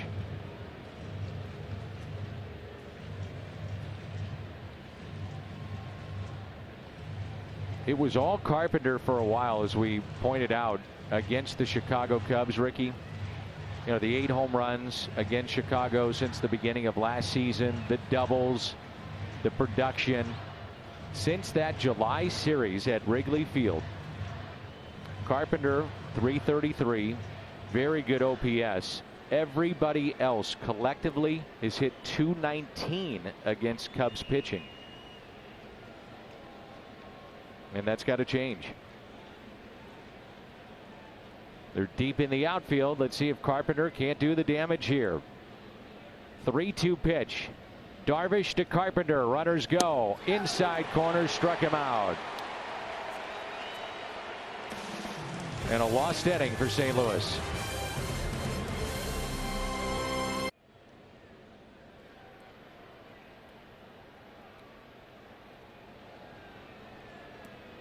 Good ball game, top of the 6th, 1-1, but the Cardinals, that's a miss there in the bottom of the 5th. Oh boy, that's a frustrating bottom of the 5th, and maybe a little bit of a microcosm of the Cardinals' month of May, that things, one mistake after another, after the Cubs were trying to get you back in the game. Think of 3 things that didn't go right in that inning, and you can't score runs that way, Dan. Rizzo grounds out again to Colton. Fowler overrunning second base, that's 1. Michaelis couldn't get the bunt down, that's 2. And Carpenter taking a fastball, strike 3 with a guy in scoring position, that's 3. And that's kind of been how it's gone. Also, how it's gone is been when the Cardinals win, they get their runs in bunches.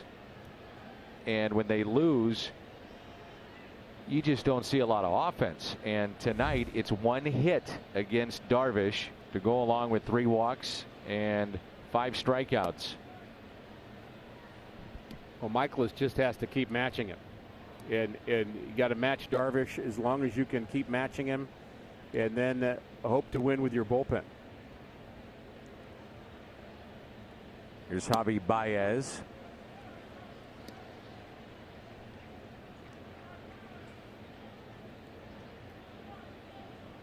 Baez has grounded into a fielder's choice, also popped out.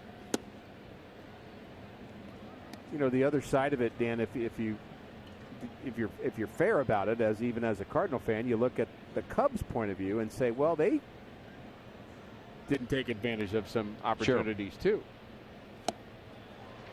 Baseball world this past week was really saddened with the news of Bill Buckner, and he had some. And there it is, a Bill Buckner jersey year. Some great years with the Chicago Cubs, 1977 through 84. Tremendous hitter. Hit .298 as a Cub. I believe he struck out 3 times in a game, 0 times in his career. Tony Gwynn, I believe, did it once, and Buckner didn't do it at all. really, you know, you look at some guys that are in the Hall of Fame, he's close to those numbers, if not surpassing some. The 2-2. While in Chicago, he had one winning year. And that was 1984. Bill Buckner, great hitter.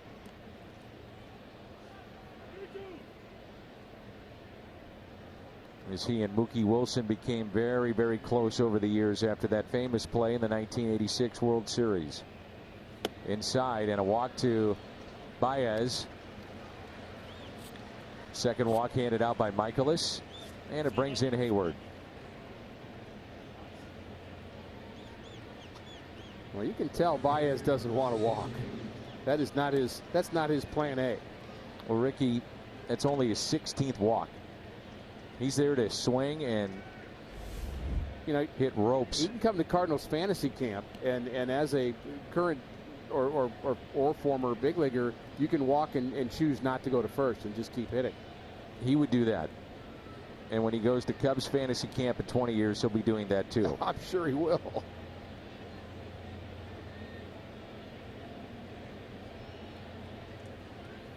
Well, Hayward hits a lot of ground balls. We saw it in that 1 year in St. Louis to the right side.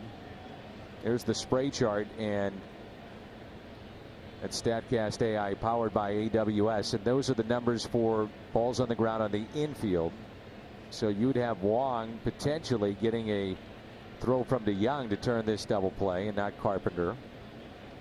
Sometimes it's the other way around. I think we're going to have a next generation of spray charts that will add in the fact not only where the balls are hit on the infield, because that's just the balls on the infield, and it makes a lot of sense, but where are the balls that are hit hard on the infield?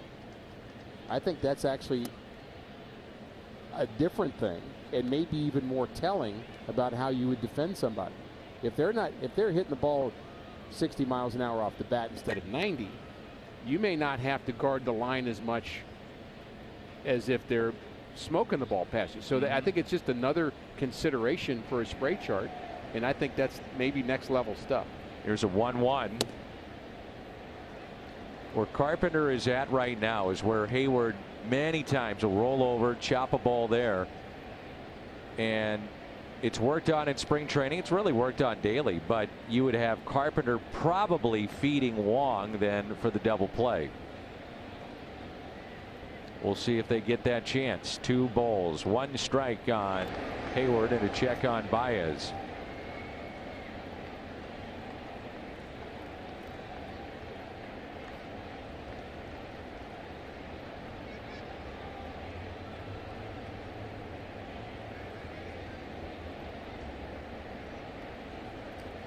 Start the runner, throw by Wieters. He's out by a mile. A mile. Wong applies the tag, and a caught stealing for Matt Wieters. Well, Danny, it's interesting. The last 8 games that Yadier Molina has been behind the plate with the Cubs, they haven't run at all, and you can't blame them. I wondered whether they would try Matt Wieters, and, well, he was up to the challenge. And he got a perfect pitch to throw, too, up and away, and threw it right on the money to Colton. 3-1 the count on Hayward, and a ground ball to Carpenter. 2 hops right to him, and the inning is through. Caught stealing, strong throw by Wieters. Couple of ground. Gold Night, the shelter insured decal featuring some of your favorite Cardinals. Hope to see you here. There are $6 tickets available as well. That's Tuesday night. Reds, Cardinals, cardinals.com/promotions. So Yachty, if you just joined us on the injured list with that sore thumb, Andrew Knizner called up to be the backup. And when he enters a game, it'll be a major league debut. Emily Roths celebrating a birthday tonight, taking us in on Fox Sports Midwest. Happy birthday to Emily. And here's DeYoung.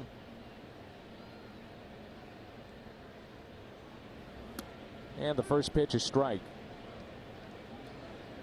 And Knizner will be Cardinal number 2001 after Genesis Cabrera made his major league debut this past week. 2,000 Cardinals.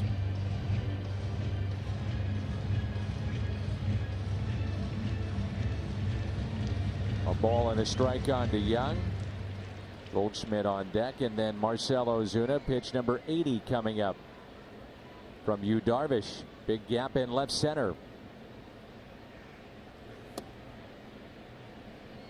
I'm interested in how Mike Shildt will use Andrew Knizner. Will he use him just to back up? Will he try to do a little alternating, maybe play him against a lefty like Quintana tomorrow? I think that maybe makes sense. Maybe a platoon, but sure do like what Wieters has been doing. 2-2 on Paul. And Wieters gives you the flexibility of being a switch hitter. Lefty righty, those matchups. 2-2 the count, 1-1 our score.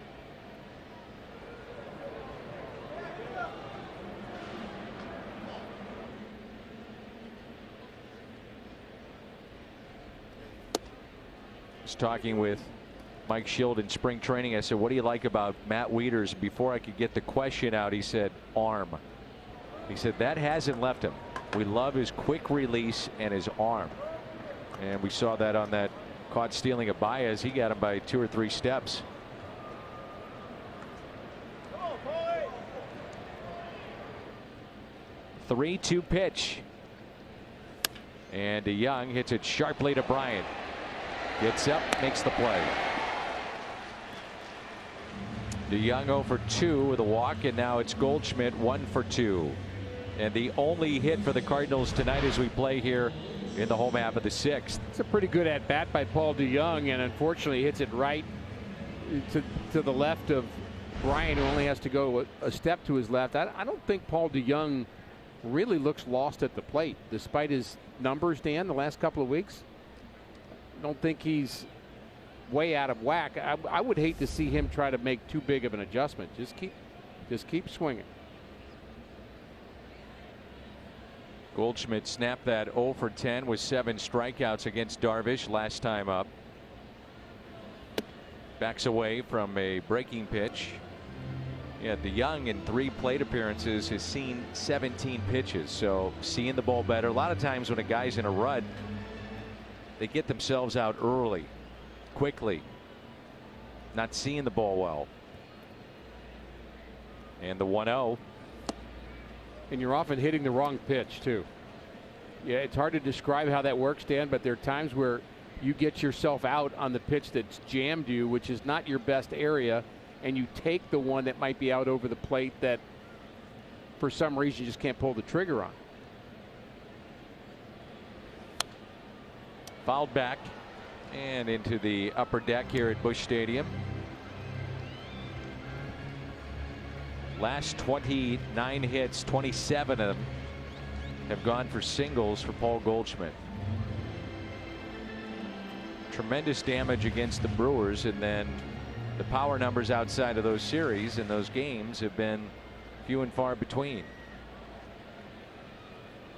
I would not, ball and 2 strikes. I would not bet against him having good numbers. No, sir.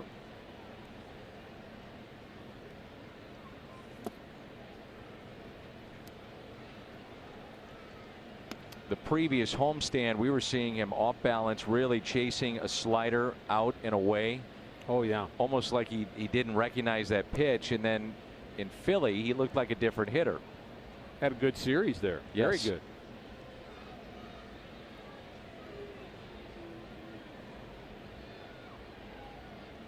Six of Goldschmidt's 11 home runs against Milwaukee and a .436 average. That's in 10 games. 2-2 pitch. And he struck him out. Number 6 tonight for Yu Darvish.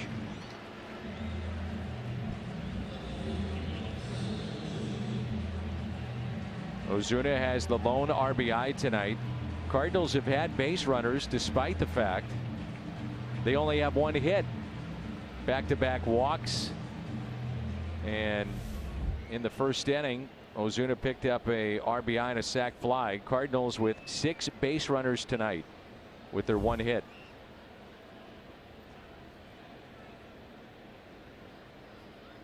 2 outs and nobody on.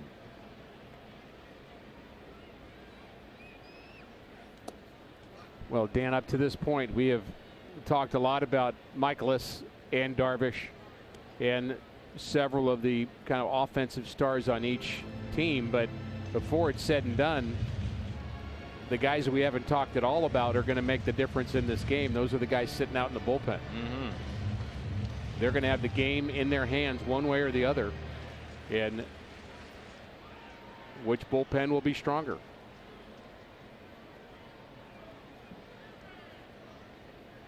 Here's a 1-0 pitch to Ozuna. A ball and a strike. Marcel struck out back in the 4th looking. Darvish admitted, in English by the way, to his credit, really trying to learn the English language, and in spring training he said last year was tough. Injuries on the heels of the World Series and justifying a deal. And the Cubs, those that follow them every day, pointed to John Lester, and even Joe Madden said that in his first season in Chicago. Remember, it took him a little bit to get on track, and once he did, he was fabulous. But a lot of comparisons between the two because of the length of the deals and the money involved. Human nature. Put pressure on yourself. 2-1, hit up the middle and a base hit. 2-out hit Ozuna. The batter will be Matt Wieters. You know, Dan, a new environment shouldn't be that big a deal for a big league baseball player, but sometimes it is. Just not as comfortable. I mean, baseball's baseball between the lines. You're doing the same thing in Texas that you're doing in Chicago or that you're doing in Japan. But the other things around the game sometimes take a little getting used to, and they may affect your focus, concentration, whatever your habits might be around the game, before the game and after. Here's Matt Wieters, and he hits a fly ball into shallow right center. Hayward coming on to make the catch. Cardinals strand their 4th runner of the night. We move to the 7th in a 1-1 game here in game 1 of this weekend. Cubs and 1-1. Darvish the ball game along with Miles Michaelis, Caratini. 1 for 2 of the runs scored. Ozuna has the RBI for St. Louis. And let's check in with Erica Weston. Erica. Danny, you guys were talking earlier in the game about that frightening 4th inning Wednesday for Albert Almora Jr. and the Cubs. A line drive hitting the fan in the stands just off the third base side. Almora did meet with the media before today's game. The family, though, has asked for privacy on the matter. No official update on her condition, but no word on whether the contact with the family was through the Astros or through Almora. But he did say no kid at a game should have to worry about making it out of a game safely, and he feels strongly that Major League Baseball should do whatever they can to ensure their safety. But he did take the day off yesterday in St. Louis to do nothing and kind of find some peace with the situation. Joe Madden also spoke about the matter before the game, and he said it was really a good thing that he stayed in the game. They were ready to go either way, but he thought it would be great to get back out there, and he did. But Joe Madden added that he remembers when he was catching at Quad Cities, there was an incident that took place with the ball boy sitting just off of the plate. He said typically it takes something to happen before people react, but that's just humans in general, not just necessarily in baseball, guys. All right, Erica, thank you. And he'll be due up 3rd this inning. And there's a ground ball hit to the right side by Addison Russell, and there's one away. So the Cardinals, prior to last season, went out and got Michaelis, and the Cubs had heavy interest in Miles Michaelis, but as we all know, Miles lives in Jupiter in the offseason, does have family, by the way, here in St. Louis, and that was a major factor in coming to the Cardinals. And the Cubs then turned their attention to Yu Darvish, who was injury plagued last year. So Michaelis wasn't a full secret. I mean, there were several teams. The Brewers, I know, were also interested in him, and you just thankful that the Cardinals pursued him, and whatever the human factors were for Michaelis kind of weighed in to go with St. Louis, and there are human factors when you think about the free agent market and where players want to play for whatever reason, the comfort zone. Out of play, 0-2. Type of ballpark you be playing in. You're a pitcher. Do you want to sign in Colorado? Although it's not so much a home run ballpark as much as it used to be. But Philadelphia reuniting with Mike Maddox. All part of the human factors. Michaelis has gone 7 innings in 3 of the last 4 starts that he's had. And the Cardinals' last 6 starts of at least 7 innings, Michaelis owns 4 of them. Tomorrow the Cardinals turn to Flaherty, and then on Sunday Wainwright and Cole Hamels. 1 ball and 2 strikes. Victor Caratini. His time is called. Miles was the Missouri Athletic Club Sports Personality of the Year and was terrific in accepting that honor. Really emotional about it because of his roots of family that grew up cheering for the Cardinals, and he knows what it means to be a Cardinal fan and how he was accepted here and had a tremendous first season, 18-4.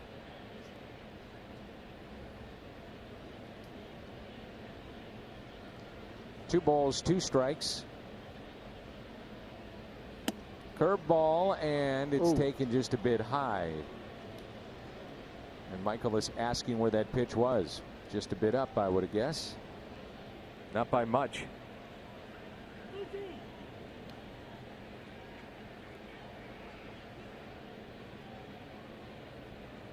The 3-2 pitch. Curveball again. It'll be, I think, fascinating to go back and look. 3-2 breaking balls thrown over the course of a season in Major League Baseball as opposed to even 5-10 years ago, when you thought, well, this is a fastball for sure. Not anymore. 3-2.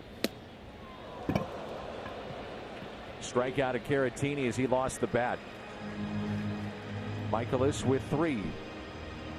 BJC Healthcare difference maker Miles Michaelis. And why wouldn't we go with him? He's been spectacular here tonight. 6 2/3, allowing just 5 hits. Only has 3 strikeouts in this game, but so what? The fact that he doesn't have a lot of strikeouts may be the reason he's still pitching into the 7th. Not afraid of contact, and a lot of the contact has been weak. And the couple of times that the Cubs threatened Dan, he was able to shut the door and make the big pitch. And he found his curveball. Was wondering if that was going to happen earlier, and he's found it. 0-1 to count on Albert Almora Jr.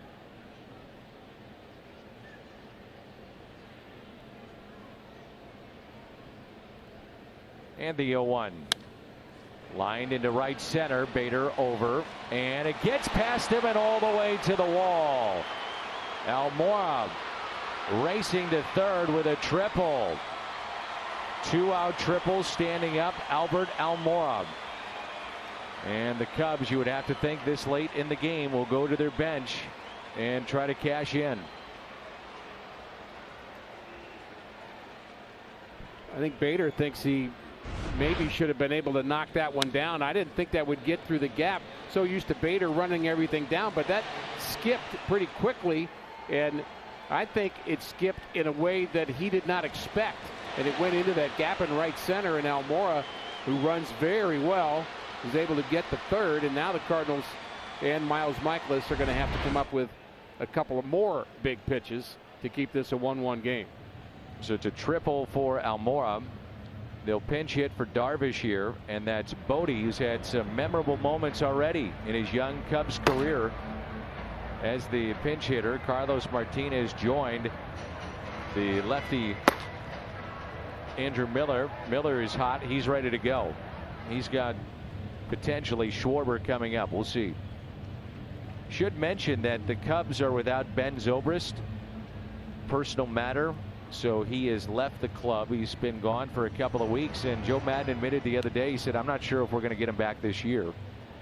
And they also signed Carlos Gonzalez, who's with the Indians. And he's in the minor leagues right now. He was signed within the last 48 hours. against Michaelis. Bodie 0 for 2. 4 for 8, however, as a pinch hitter this year. So he's the guy Madden wants up there. He's not worried about lefty-righty here. He's got a couple of left-handers, but this is the guy he wants. Bodie, 8-game hitting streak coming into play, and those were pinch hits, by the way. This guy's a good pinch hitter.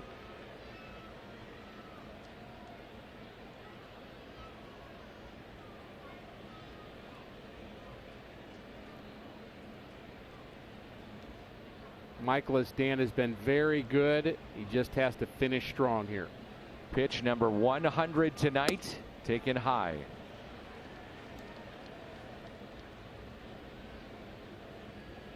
Numbers by inning for Michaelis. Pretty consistent.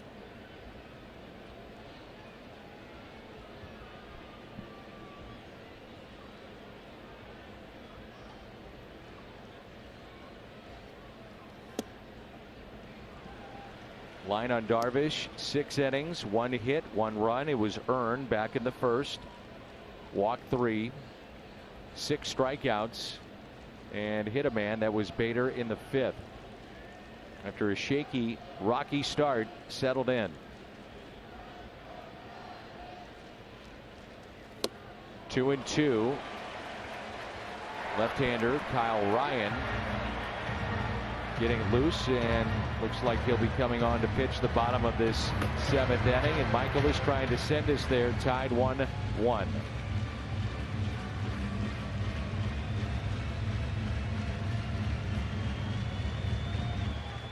See if he doubles up on that slider. He threw him a good one and got the swing and a miss.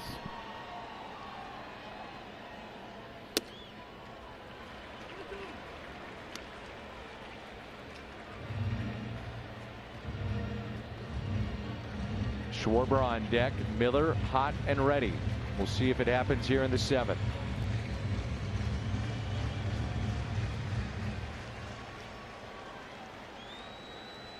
Big pitch, 3-2. Bodie pops it up into center. Bader wants it. Michaelis, fabulous through 7 tonight.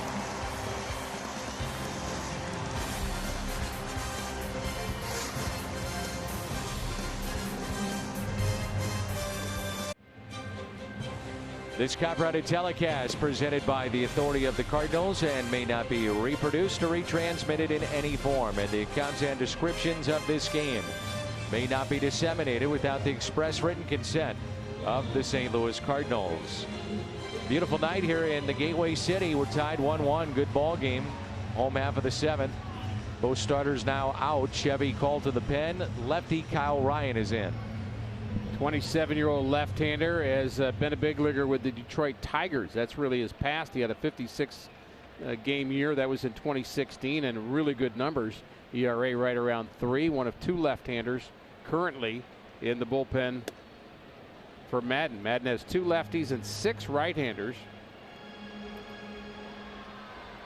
And he's just really trying to patch that bullpen together in terms of roles, Danny. I think it's evolving. So they turn around Fowler, and then you have Colton Wong on deck. Gateway Honda home run inning. Cardinals hit a home run. The Gateway Honda dealers donate $1,000 to the Make-A-Wish Foundation of Missouri. Cal pitched on Monday, inning and 2/3. Shutout baseball, struck out 2, couple of hits. Former Cardinal Steve Cishek has been being used as their closer. He has 5 saves with Pedro Strop on the injured list. And they already were banged up at the back end of their pen with their original idea of a closer. Brandon Morrow is also hurt. They thought he would take a while to get ready, and it's been longer than a while. Now saying maybe after the All-Star break, right? Which really is not that far away, just over a month. 1-2 the count on Fowler, who is walked and also grounded out. Now 2-2 the count. That's inside. And the count runs full.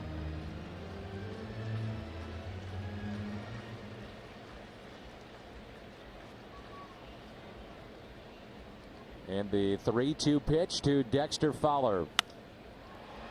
Fly ball into right, backing up Hayward for the first out. StubHub, even after the first pitch, you can get great seats. StubHub, official partner of the Cardinals. Here's Colton Wong. Back in the 5th, he dropped down a bunt. We were curious as to whether or not it would be ruled a base hit. Both of us put down base hit, so we didn't have to get the white out. It has been now ruled a base hit after originally a fielder's choice. So the Cardinals have a total of 3 hits tonight. It snapped an 0 for 22 for Colton, and he looks at a strike. I like your choice of words by saying we were curious. We weren't curious. We were mad. We were upset. Kind. We were beside ourselves. Oh, I was really fired up. 0-2. You could see where he would be tough on a lefty. He works from that first base side of the rubber and slings it. This is where Colton was talking about keeping front shoulder and take it the other way. I think he's been better at that this year. I agree. Now he's playing more against lefties too.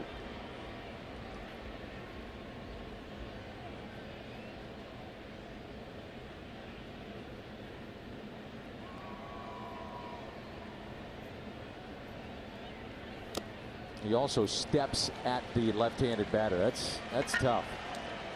He's got the first 2. Well, here's the step you're talking about. Very much across his body. And he's throwing across his body to the outer part of the plate. So the hitter thinks he's coming at him. I mean, he's going to throw inside, and then it's outside. It makes the plate seem wider. It's a lot of plate to cover. Bader and Jerko on deck. He would be the pinch hitter for Michaelis. Carlos Martinez continues to throw. So it looks like the night for Michaelis, just over 100 pitches, is through. 1-1 our score.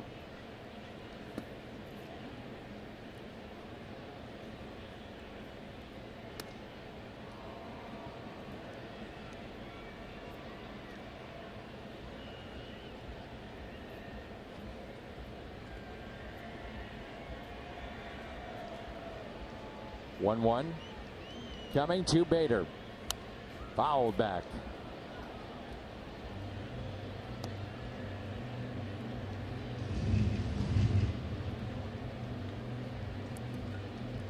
Thought maybe we would see a right-hander face Bader. Yeah.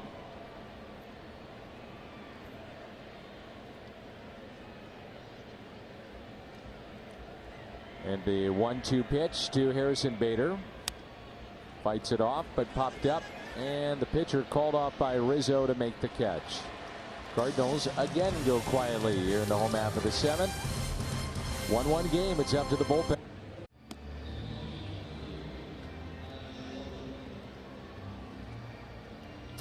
Carlos Martinez, Chevy called to the pen. He had 21 pitches in the ball game yesterday. And he had a scoreless inning, then pitched into the next inning and ran into trouble. Those 21 pitches, the most he's thrown, and now going in back-to-back games. Still like him out there, though. I think he's very competitive at the moment. He did not have his off-speed pitches in that game in Philly, so he was overthrowing his fastball to compensate for that. And, you know, like Michaelis, it took a while to find his curveball. Let's hope Carlos has his off-speed pitches right away. That'll help. Goldschmidt to Martinez. Schwarber retired for the first out. 1 pitch, 1 away to start play here in the 8th.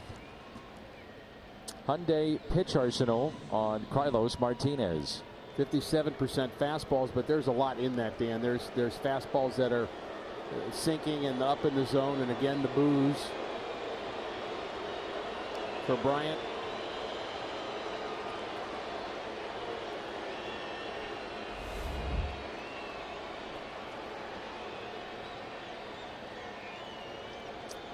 One out, nobody on. First pitch, slider in there for a strike. Isn't quite Yachty Brandon Phillips, is it? No. 0-1 pitch. 0-2. It was nasty right there. Well, that's a breaking ball that's sharp. Right out of the gate. Boom. Down and away. Can't hit that. Struck him out.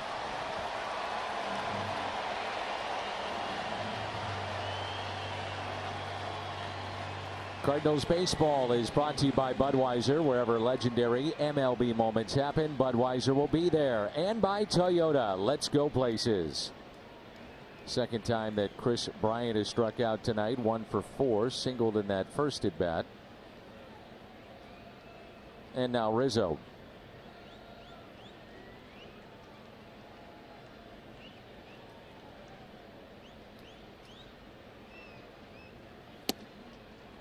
Fastball, strike one. There's the changeup, the strikeout,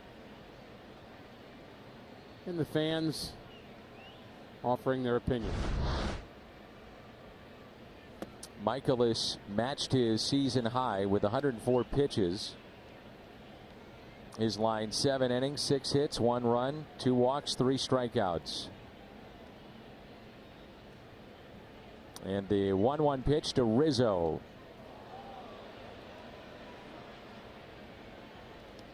That's got to be part of the game in my mind in trying to approach Rizzo, who crowds the plate as much as anybody in the game. I mean, you've got to get inside on him some way, somehow. Yeah, you get inside. The dilemma is he's not afraid to get hit. And he's always up among the league leaders in getting hit.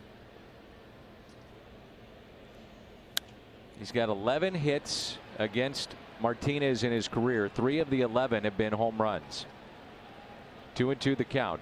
Yeah, he's fearless hanging over the plate. He really is.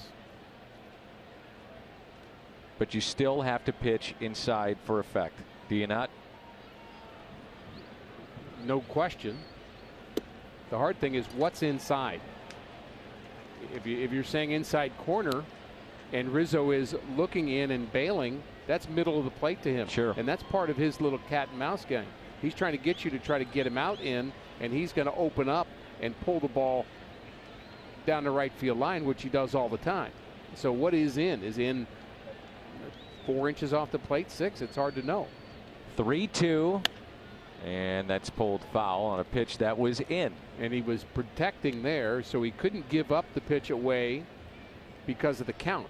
And that's smart. Come in late.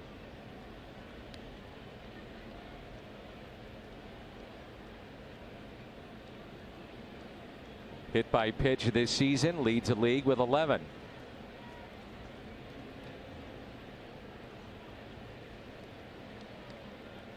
And the 3-2 ground ball softly hit. DeYoung. Good work by Martinez. A pinch hitter, then the top of the lineup coming up for St. Louis. 1-1 our score here in the 8th. Popular Star Wars coming up. That'll be next Wednesday. Reds in town. And it's a couple of birds and a lightsaber. So Brock comes in, and he'll be the 3rd pitcher used by the Cubs. Brad Brock, our Chevy, called to the pen. 24th appearance, and he'll have Jose Martinez, the pinch hitter, and then Carpenter and DeYoung. We're tied 1-1. Brock's had a nice career. You look at his numbers, ERA, career ERA right around 3. Came up with the San Diego Padres several years in Baltimore, then Atlanta towards the end of the year last year. Really helped out Atlanta over the stretch that they were in, going for the division crown. 1.52 ERA for the Braves in 27 games. This guy's, again, put together a nice career. Jose Martinez. And Danny was a 42nd round draft choice. And the draft coming up now in just 4 days. There's only, what, 40 rounds? Well, he was 42 that year. 1 ball and 1 strike. Now he has walked 21, and that's the most of any reliever in the major leagues here in 2019. The 1-1 pitch. Cardinals had a pinch hit home run by Carpenter yesterday late. And at the time, he didn't think much of it, but boy, they needed it. Jordan Hicks throwing in the Cardinals' pen. And we haven't really talked about that, Dan, but it would be nice to build on what the Cardinals did in the final game of that series in Philadelphia. Back to Brad Brock. He'll step and throw. And there's one away.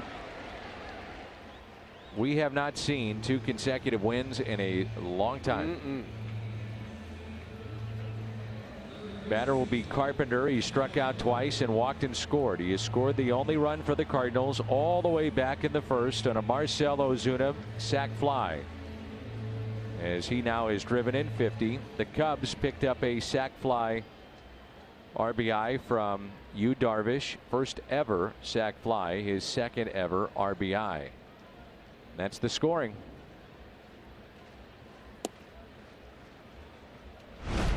Yesterday off the bench. Pinch hit roll. He got a fastball. Hit it to deep left center field in Philadelphia. I mean, there's some easy places to hit home runs in Philly. That's not one of them. So the power's still there for Carp. It's just about timing for him. Always has been. It was his 8th home run.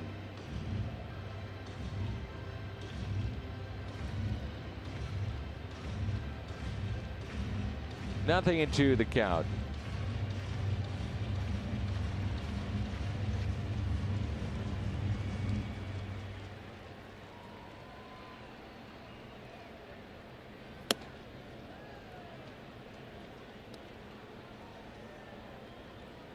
A lot of talk about baseball turning into a 3-outcome game.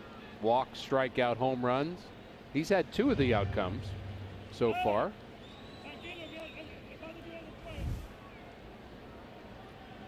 And Laz Diaz, I believe, just told Fred Bird to get off the top of the dugout. And I'm being serious. And Jose Martinez also was screaming from the dugout. So Fred Bird takes a seat. And Jose quiets down, we assume.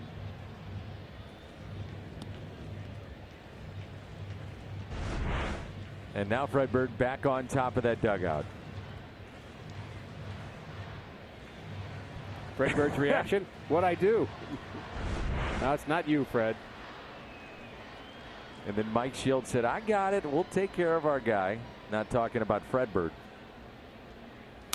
Carpenter puts it in play, and a ground ball hit to Rizzo for the out. 2 away, and it brings in DeYoung. The Cubs will have Baez, Hayward, and Russell looking ahead to the top of the 9th. And if ever there was a time for Paul DeYoung to break out of it, right now. Yep.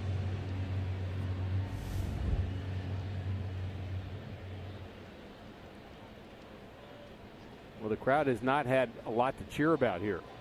And that would change with one smooth, short stroke from Paul DeYoung where he gets it on the screws. The ball carries off his bat, Dan. He does not have to have a long swing. Just the right one.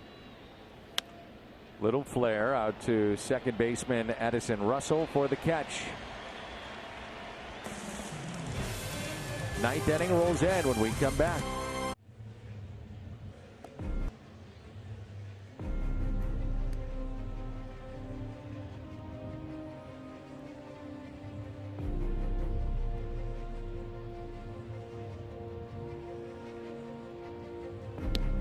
Some of the sights and emotions of this game 1. Cubs and Cardinals fun series kicking off this weekend. And it's 1-1. Why not here in the top of the 9th? And you've got the young flamethrower Jordan Hicks into the ball game. There's some emotions left to feel here tonight. And it could be frustration. It could be elation. And there's always the feeling of excitement when Jordan comes in because you just never know how hard he might throw. And I'm the first one to say, Dan, the pitching's not about how hard you throw, but you still pay attention when Jordan Hicks comes in. Yes, sir. And I'm sure the hitters do too.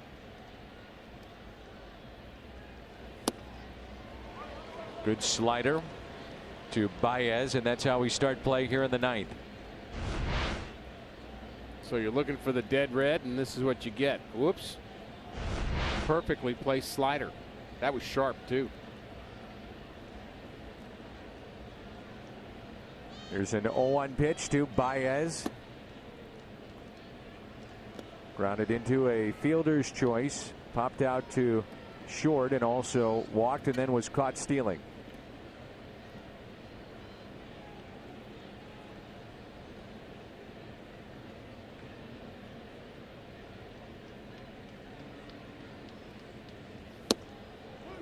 One and two, 103 on the gun.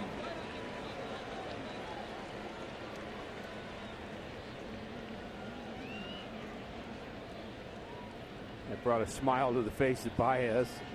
That's 103, by the way, painted on the outside corner.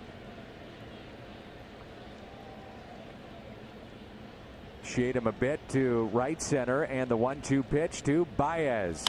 Ground ball to short. Paul DeYoung. One away. Looking ahead to the bottom of the ninth inning for St. Louis. They'll have Goldschmidt, Ozuna, Wieters. So some big bats coming up. Cishek throwing in the Cubs bullpen. That at bat a perfect example, Dan, of what velocity can do to induce weak contact. There was talk last year, a lot of talk about Hicks not being able to get strikeouts. You know, if he can do that, if he can get Baez to hit a ball that weakly in the middle of the field all year long, I'll take it. Jordan Hicks, the third pitcher used. Michael is 7. Martinez an inning. And now Hicks. Fastball, and it's fouled back. 103 again on the gun. Used to get a lot of oohs and ahs, and now it's just kind of, well, Jordan Hicks is on the mound, so triple digits, here it comes.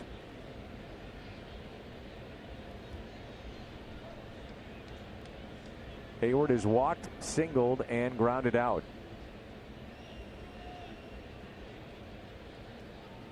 I was talking to Jordan the other day, and that's a changeup at 92. I said, do you feel with the changeup at times you speed up bats? Guys are expecting triple digits, and he said at this level they're just so good you have to add to your arsenal. You have to. And the 1-1. 2 balls and a strike. This is where, when Hayward was in St. Louis, saw many times hard throwers. He just almost has a little check swing, puts it in play the other way. Right.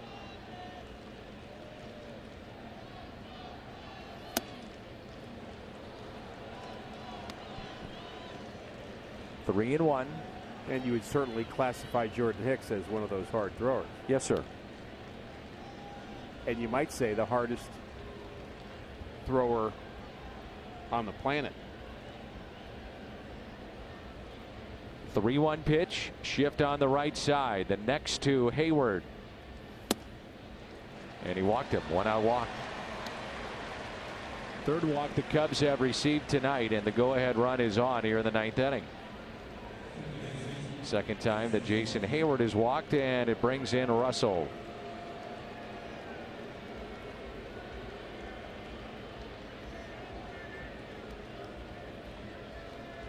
Russell lined out to right with the bases loaded in the first inning. Kept the Cubs off the board. Singled to left and grounded out. Hayward, we know, a threat to steal too.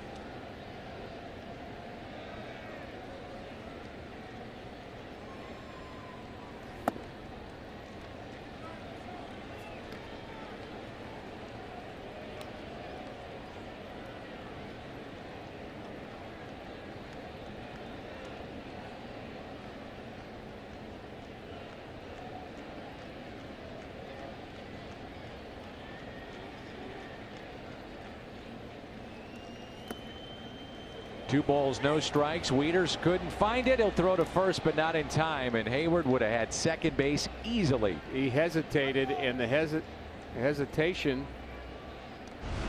cost him. He started to go, and he thought, I think I can make it. No, I'm not so sure. And then he stopped, and then he had to scurry back. He actually asked the home plate umpire if he could fix the base path, because when he stopped, he kind of dug a big hole. And in fact, he's going back out there again to look at where he may have slipped. Mike Maddox wanting to settle Jordan Hicks down. So the walk issued to Hayward was the 9th in 18 innings by Jordan Hicks. He had 45 last year in 77 2/3. And in his 18 innings pitched this season, he has struck out 21. I think a bit surprising for a guy that had a power arm and has a power arm. Last year had 70 strikeouts. So those were down for a guy that's hitting, 103, 104.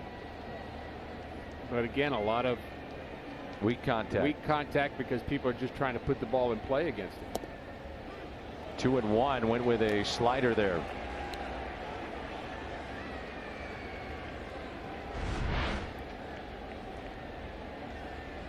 .20 painted slider. Got the call, may have been low.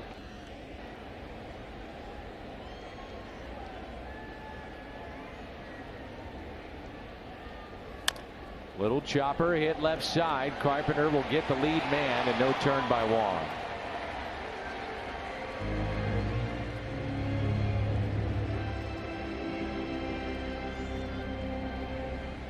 One thing I've noticed is that base runners are starting to return to being a little more aggressive sliding in to second base. I noticed that Goldschmidt's doing that on the Cardinals side. And, here's the play, a late slide. They're doing it with just late slides, a little bit of a roll. And I'm not saying it's bad play or wrong play. It's certainly what baseball. What baseball's all about. I'm just saying it's more aggressive than we saw last year, in my opinion. Yesterday, late in the game, I brought it up with Jimmy, and we agree with you. It led to a non-double play and then a 2-run homer. So it paid off. 2 outs. Here's Caratini.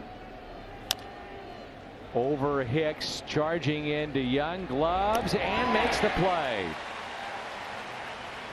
Can the Cardinals walk it off in the bottom of the 9th? Goldschmidt coming up. He leads it off when we.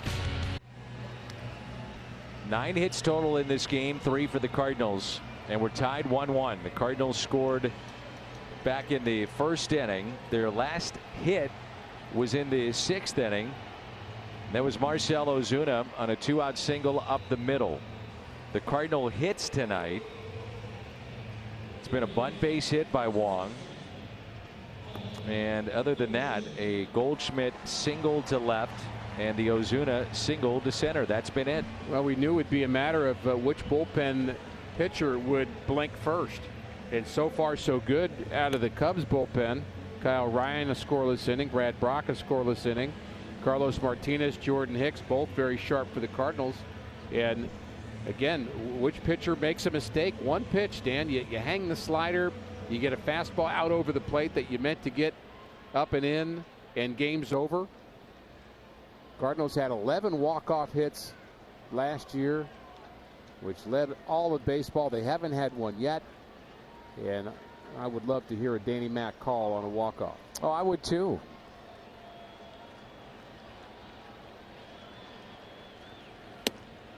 And the first pitch is strike.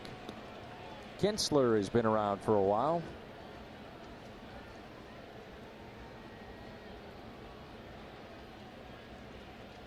The average against him, 184 this year.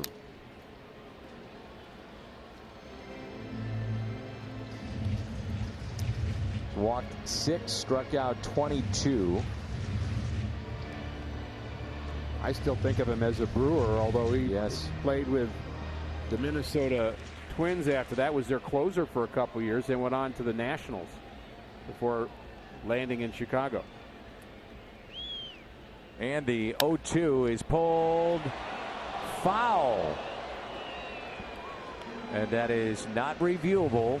And that's third base umpire Corey Blazer with that call. And you can see some of the players in the dugout not happy with that. They thought that ball was fair.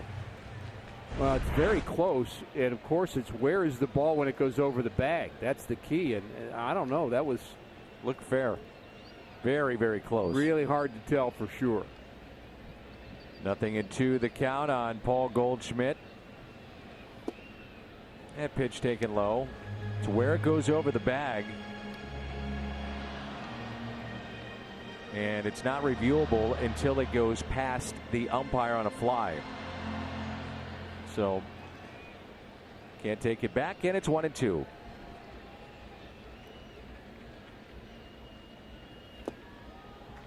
Two and two.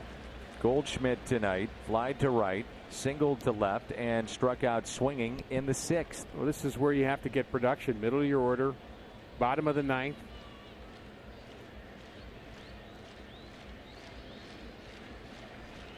Send these fans home happy with a good finish.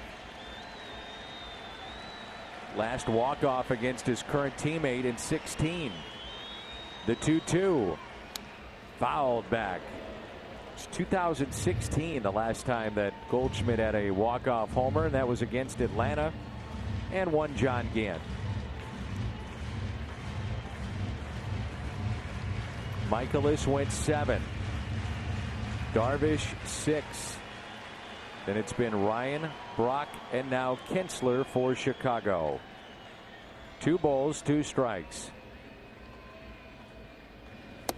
Struck him out, pulled the string. And that's now 8 Cardinals that have struck out.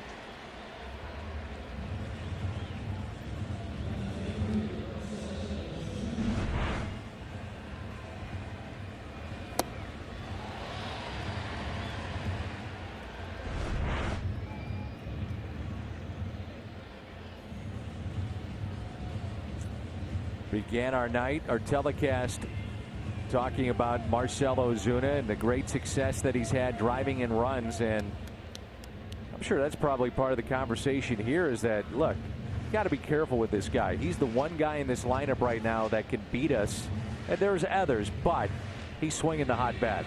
Well, he's got the 1 RBI in this game. And this is what he did yesterday, going the other way. We talked about his power in Philadelphia. That's over the head of Bryce Harper. And we'll take a home run, right field, left field, center field. I don't really care, Dan. I'm okay. I'm not picky. You're not picky. Nope. So 1 out and nobody on. Marcell Ozuna at the plate.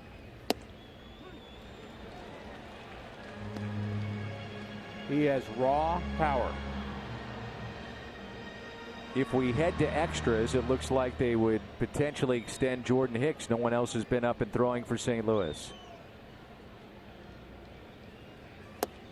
0-2.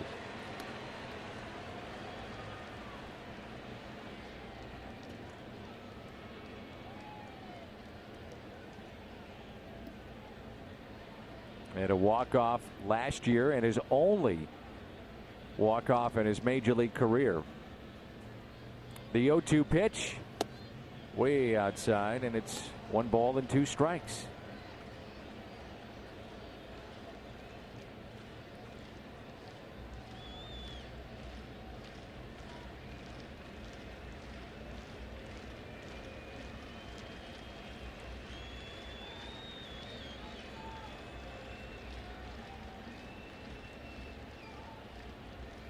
Ozuna hits it down the left field line. Foul.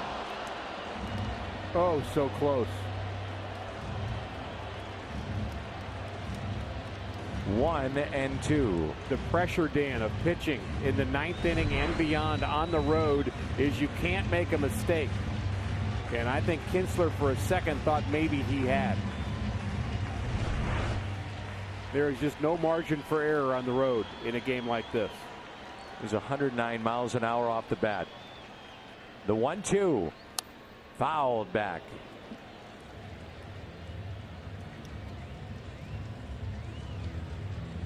Yesterday, remember, Jordan Hicks only threw 8 pitches. So if we get there, would be extended to a second inning of work.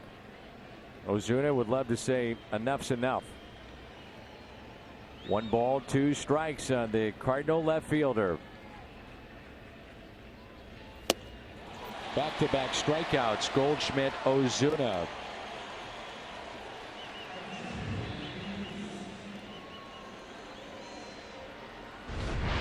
Ozuna certainly made him work in that at-bat, and the slider just off the plate. I think he got him more with the change of speed than with the break on that pitch. The bullpen, Ryan, Brock, and now Kinsler, they have retired. All 8 they've seen. 8 is enough. And ball 1 to Wieters.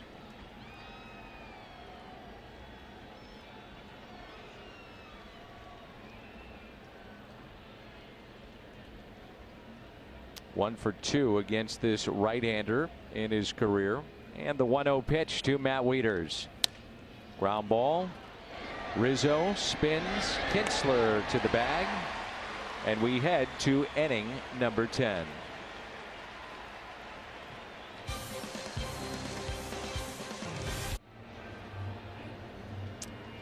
Jordan Hicks' second inning after a scoreless ninth in which he had a ground out, a walk, and then 2 other ground outs, so no ball left the infield. And we head to inning number 10, game 1 of this weekend series, the Cubs and Cardinals.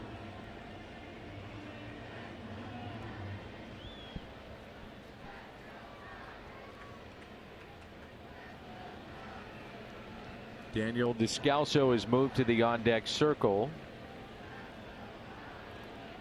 And this is Almora to lead it off in inning number 10. 1-1 the score. Good slider by Hicks. Strike 1.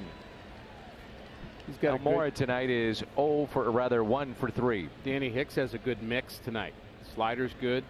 Fastball, of course, has got the velocity, and he's also throwing a good changeup. That's a major league hitter that he made look a little silly on that slider. Easy for me to say up here. He's going to have a highlight reel of those before his career is over. That pitch was not even close.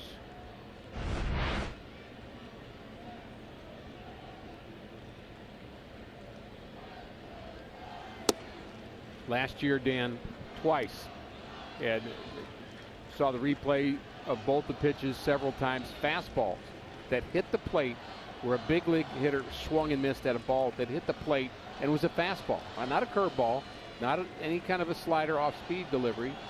Fastball. That never happens, but it happened with Herrera and Jason Hayward. He got him, and a strikeout for Hicks. His first of the night. Cardinals in the bottom of the 10th will have Fowler, Wong, and Bader. He just overmatched Almora in this at bat. He just had no idea how to see, recognize, and do something with the Hicks slider. Really outstanding work there.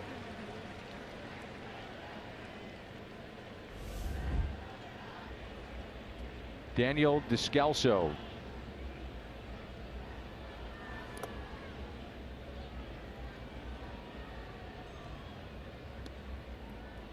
So Kinsler a scoreless inning with 2 strikeouts.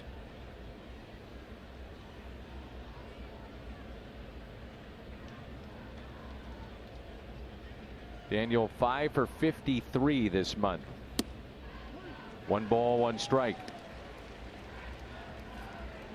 Cishek and Montgomery throwing in the Cubs pen. Cubs take the lead. It's Cishek more than likely, and if not, then Montgomery. Turn Fowler around, then you have the lefty Wong. 1 ball, 2 strikes. Schwarber on deck.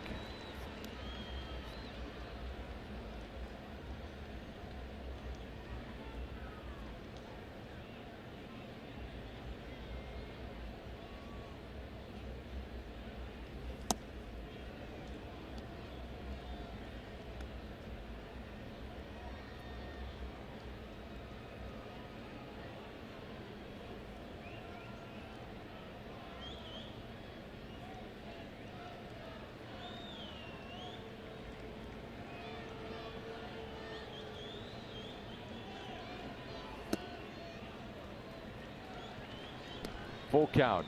See several times Matt Wieters just having a hard time squeezing the ball that Hicks is throwing. A couple are popping out of his glove. He's trying to frame it. It's hard to frame it when it is coming so fast and moving so much.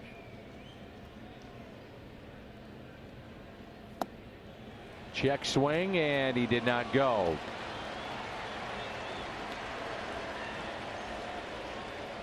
One out walk, and the second walk handed out by Hicks.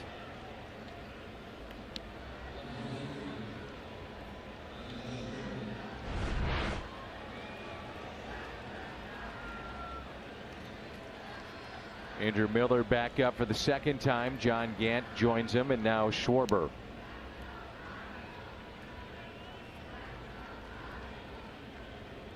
Top of the lineup. He's 0 for 4 tonight. Always dangerous at the plate.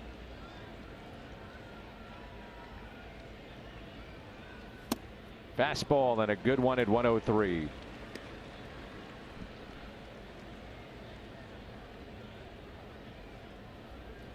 Cardinals in their lineup, they've struck out 9 times.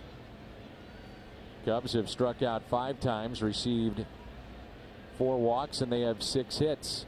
Cardinals with just 3. Nothing in 2.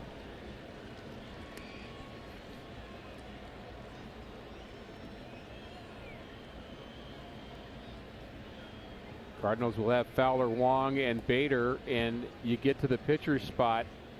I would assume Jed Jerko would be the pinch hitter of choice.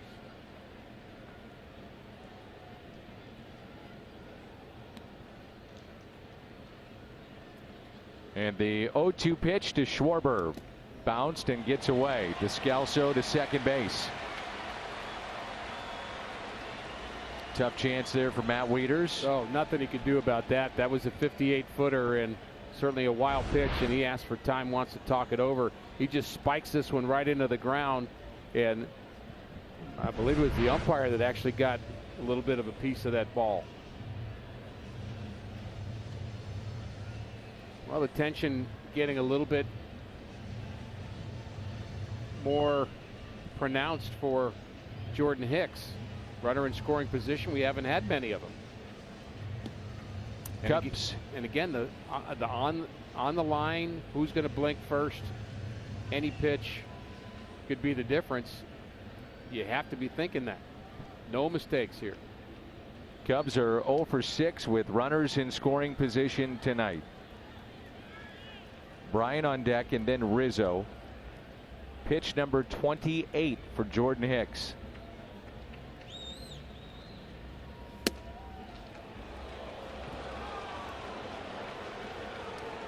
Wow. Even Wieters got up as if to say, you know, just natural reaction. Watch this. Okay, there it is. That's a strike. Well, a little bit high. And so now it goes to 2-2.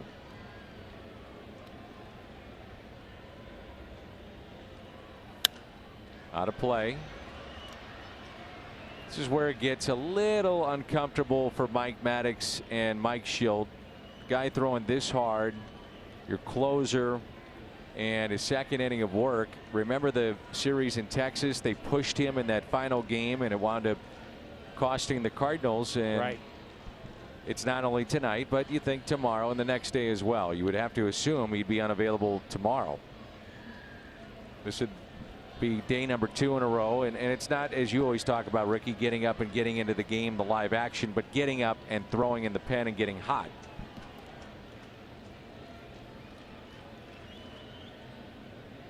Two balls, 2 strikes, and the next 2, Kyle Schwarber. And that time he got him. No argument. Strikeout for Hicks. 103 on the gun. Boy, that's a big time pitch. That is a big time pitch with a runner in scoring position. And Schwarber's so dangerous that he just paints that inside corner. And the fans still remember. And you know that there is nothing more than Brian wants to do than beat the Cardinals the first game after those comments. He's got a chance to do it, to put them on top.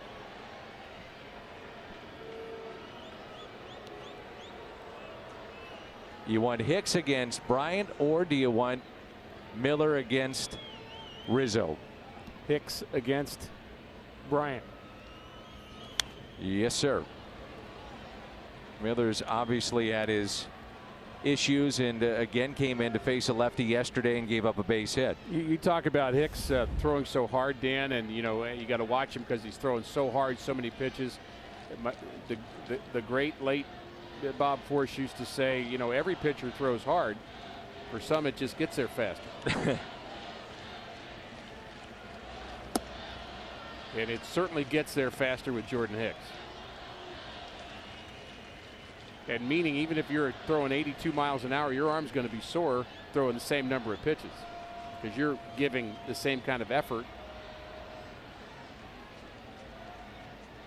Fastest pitchers thus far in the major leagues, all Jordan Hicks. And the 1-1.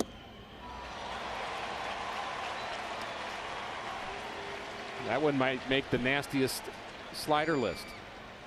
Do we have that? It'd be on it. Now they want to talk about it again. 1-2 the count.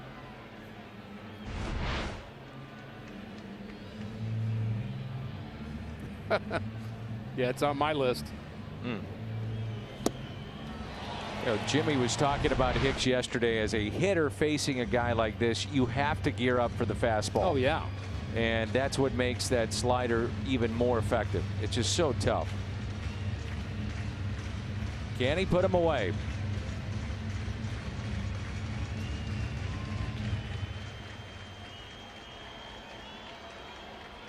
And the 1-2 pitch. Wonder if the Cardinals may have thought there was a relaying of signs from Descalso.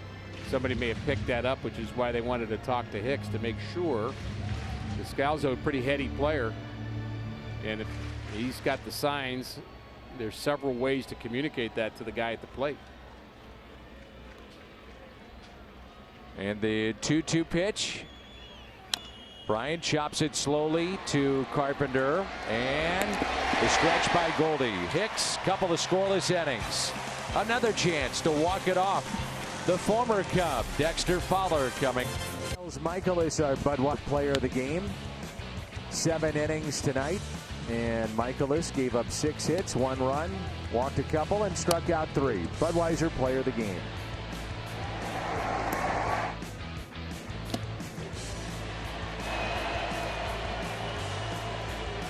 Let's take a look now at the game summary. 1-1 our score as we move to the home half of this 10th inning. And the Cardinals are able to get through 10 innings of work with their staff with just using 3 pitchers. That's very unusual. So the Cardinals are well stocked for whatever lies ahead, and that includes games tomorrow and the next day against the Cubs.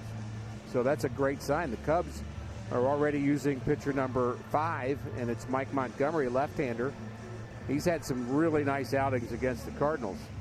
One came as a Seattle Mariner, where he had several strikeouts in relief, and he also did the same thing with the Cubs. But guy that not quite sure whether his best suit is being a starter or a reliever, but he's back relieving with the Cubs. Dexter Fowler had a walk-off, one of those 11 last year by the Cardinals, and it happened against Chicago. He'd love to do it again. 1 ball and 1 strike. That was Lucas Farrell in the game, and he had some rough outings against the Cardinals, and it was just over the wall in right, and Fowler won it on a Sunday night here at Busch.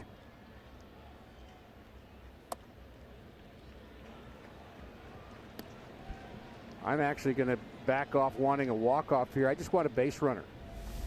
The bullpen of the Cubs, Ryan 1-2-3 in the 7th, Brock in the 8th, Kinsler in the 9th. Fowler, a ground ball that's hit to short. Out number 1. So the bullpen has come in, seen 10 batters, all 10 have gone down.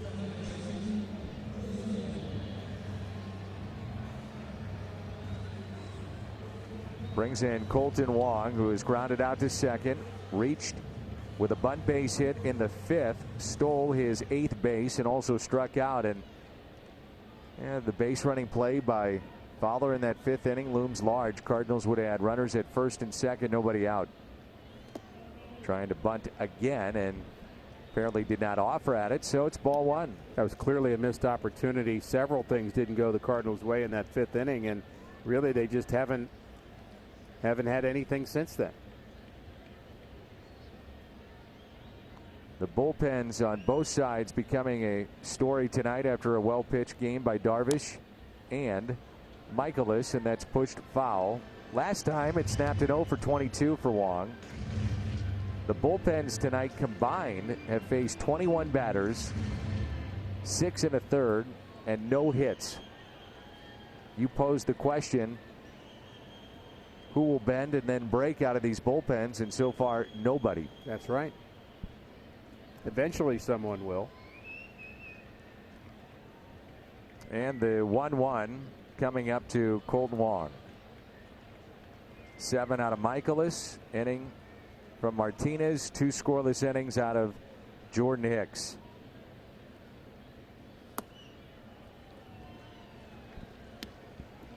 Colton's tried to bunt. We've talked about that. I'm a fan of the drag bunt for Colton and the push bunt for Bader, who's up next.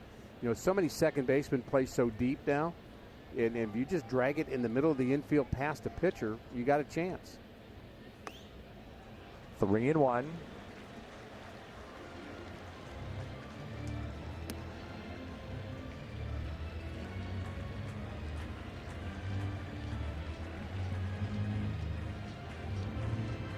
Not normally in favor of taking pitches and taking the bat out of the hands of a hitter, but I'd take this strike here.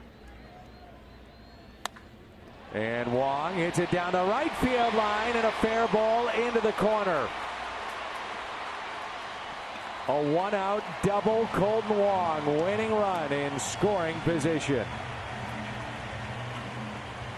And the Cardinals have their first base hit since Marcell Ozuna had a 2-out single into center back in the 6th. Just their 4th hit of the night and their first extra base hit. On the other hand, I'm okay with him swinging. Yeah. I told you I normally don't like it, and this is why. You can do damage. I had a feeling Montgomery would walk him and Cole would have the ability to steal second, but no worries about that now. He's in scoring position, and what a good at-bat that was for the Cardinals second baseman. And so with Bader coming up, Dylan Maples had been throwing, and he'll come in and face Harrison Bader. Base hit, just might win it. It's 1. Dylan Maples, his 6th appearance, coming in on 3 days rest. So we've seen Ryan the lefty, Brock Kinsler, a couple of righties. Montgomery was able to get a ground ball off the bat of Fowler, then the double hit by Wong, and now Bader to face Maples, and Jed Jerko is at the on-deck circle. Harrison Bader, if you're wondering, never has had a walk-off hit. Very early on in his major league career a couple of years ago when he was called up, he scored a game-winning run tagging up from third base against Carlos Gonzalez of the Rockies, and we got a quick glimpse into the speed of this young man. And here's what I want to see: a walk-off hit for Bader, and I want to see his teammates try to catch him. Good luck. Score the winning run. He runs past first base, runs into the outfield. Come get me. Wong, the winning run at second base. First pitch to Bader. Backs up for a ball inside. Harrison tonight has popped out, hit by a pitch, and also popped out again. So 0 for 12, these two teams with runners in scoring position, and Bader could change that. Outfield comes in. Deep fly might win it. The 1-0.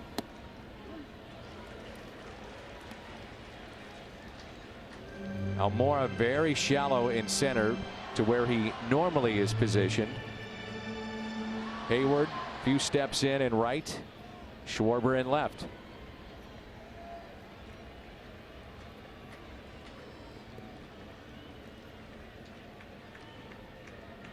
The 1-1. I think it makes total sense to do that if you're Joe Madden, because you're thinking ball hit over their head, probably going to lose it anyway. And if it's a bloop base hit somewhere, I want a chance of throwing out the guy at second at the plate. Absolutely move him in.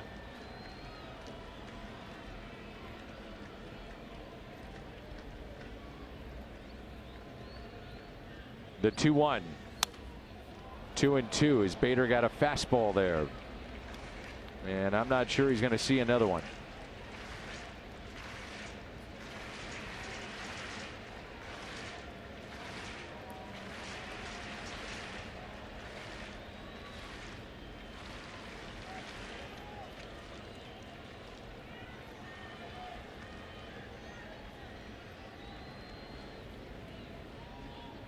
The 2-2 pitch.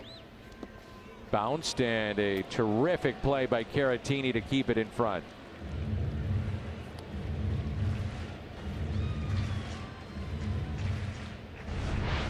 Really get a sense, Dan, that this crowd here has just been waiting for a moment to erupt. I mean, they're here. They have been very patiently waiting for the big moment. And will it be Bader? Will it be Jerko? Or will we play on?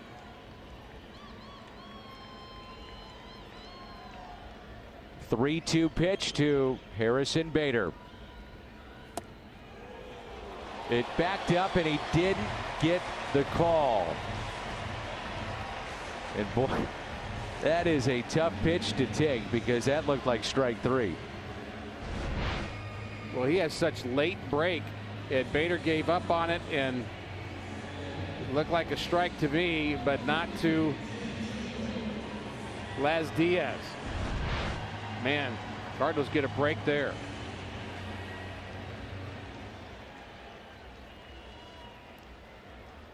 So here's Jed Jerko in the last week or so, providing some pretty good moments, including a 2-run homer yesterday. He had the pinch hit home run last Saturday against Atlanta.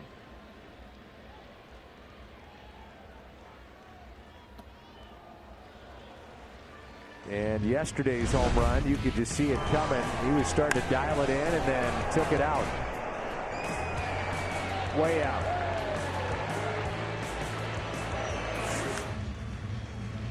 He's definitely gotten his timing back, off to a slow start. Numbers getting better for Jerko. Maybe the right man at the right spot here. Russell, as they shift, is able to keep Wong fairly close at the bag at second. Keep that in mind. Fastball misses, 2-0. The Cubs, by the way, have used their 2 lefties, and Carpenter is at the on-deck circle. Something to keep in mind. Montgomery and Ryan have been used. He's thrown 8 pitches, and so far 2 strikes. The 2-0 pitch here. 3-0. Cishek is up for the second time now for the Cubs. I wanted Wong to take it. He hit a double. I'd like for Jerko to take right now. He missed by quite a large margin on that 2-0 pitch. 1 out, 2 on. The 3-0 pitch to Jed Jerko. He walked him, and the bases are loaded.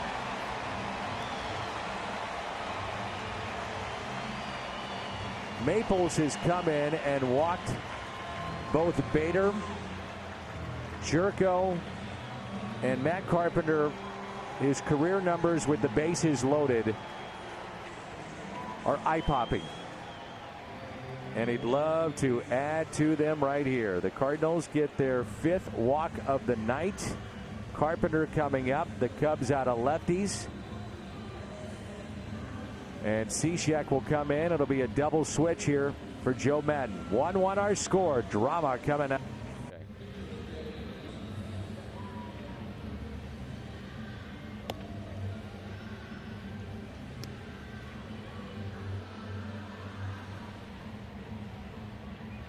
Steve Cishek is our Chevy call to the pen.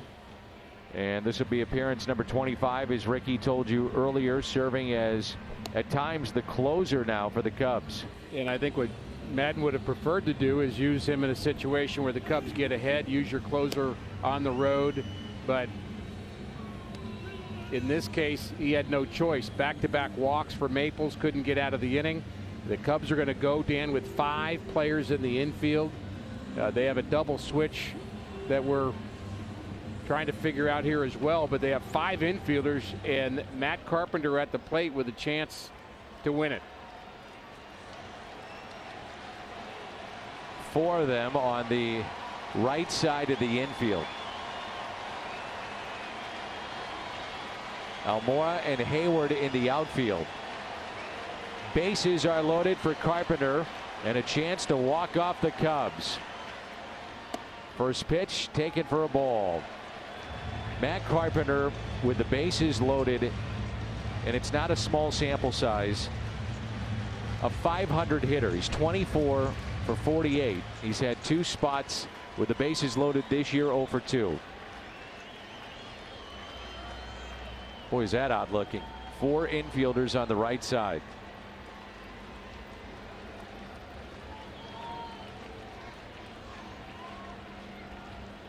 And Carpenter lifts a fly ball down the left field line. Will it stay fair? This ball is down, and the Cardinals win it. The Cardinals win it. Matt Carpenter delivers. Wong scores. 2-1. The Cardinals walk off the Cubs, and it's their first walk-off in 2019.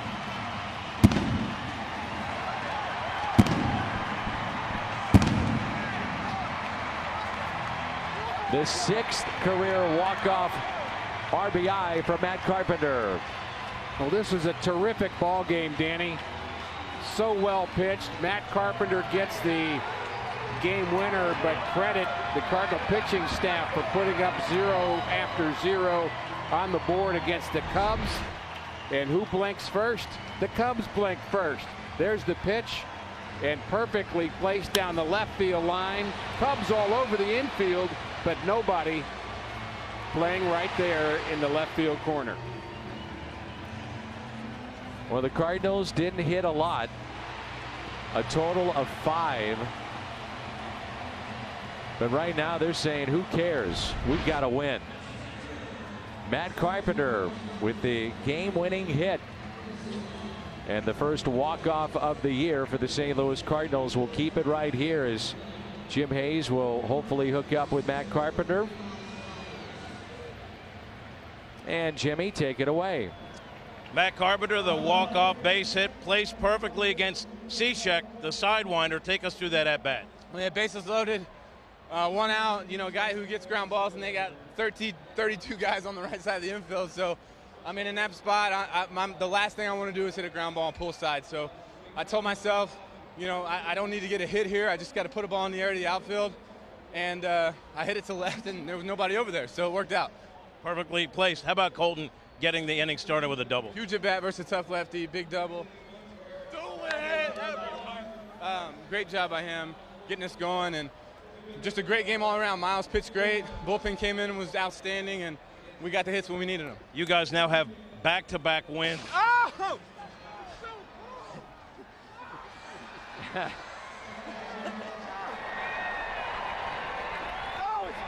How do you feel? I'm freezing.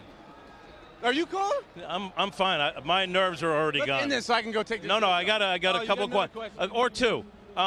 May has been a rough month. You finished May with back-to-back wins. How glad are you guys to see the month of May go away? I mean, we're glad. I mean, it's a tough stretch, obviously. We know we're a better team than what we showed. We've been in almost every game, just haven't found a way to do it. You know, we're definitely glad it's over.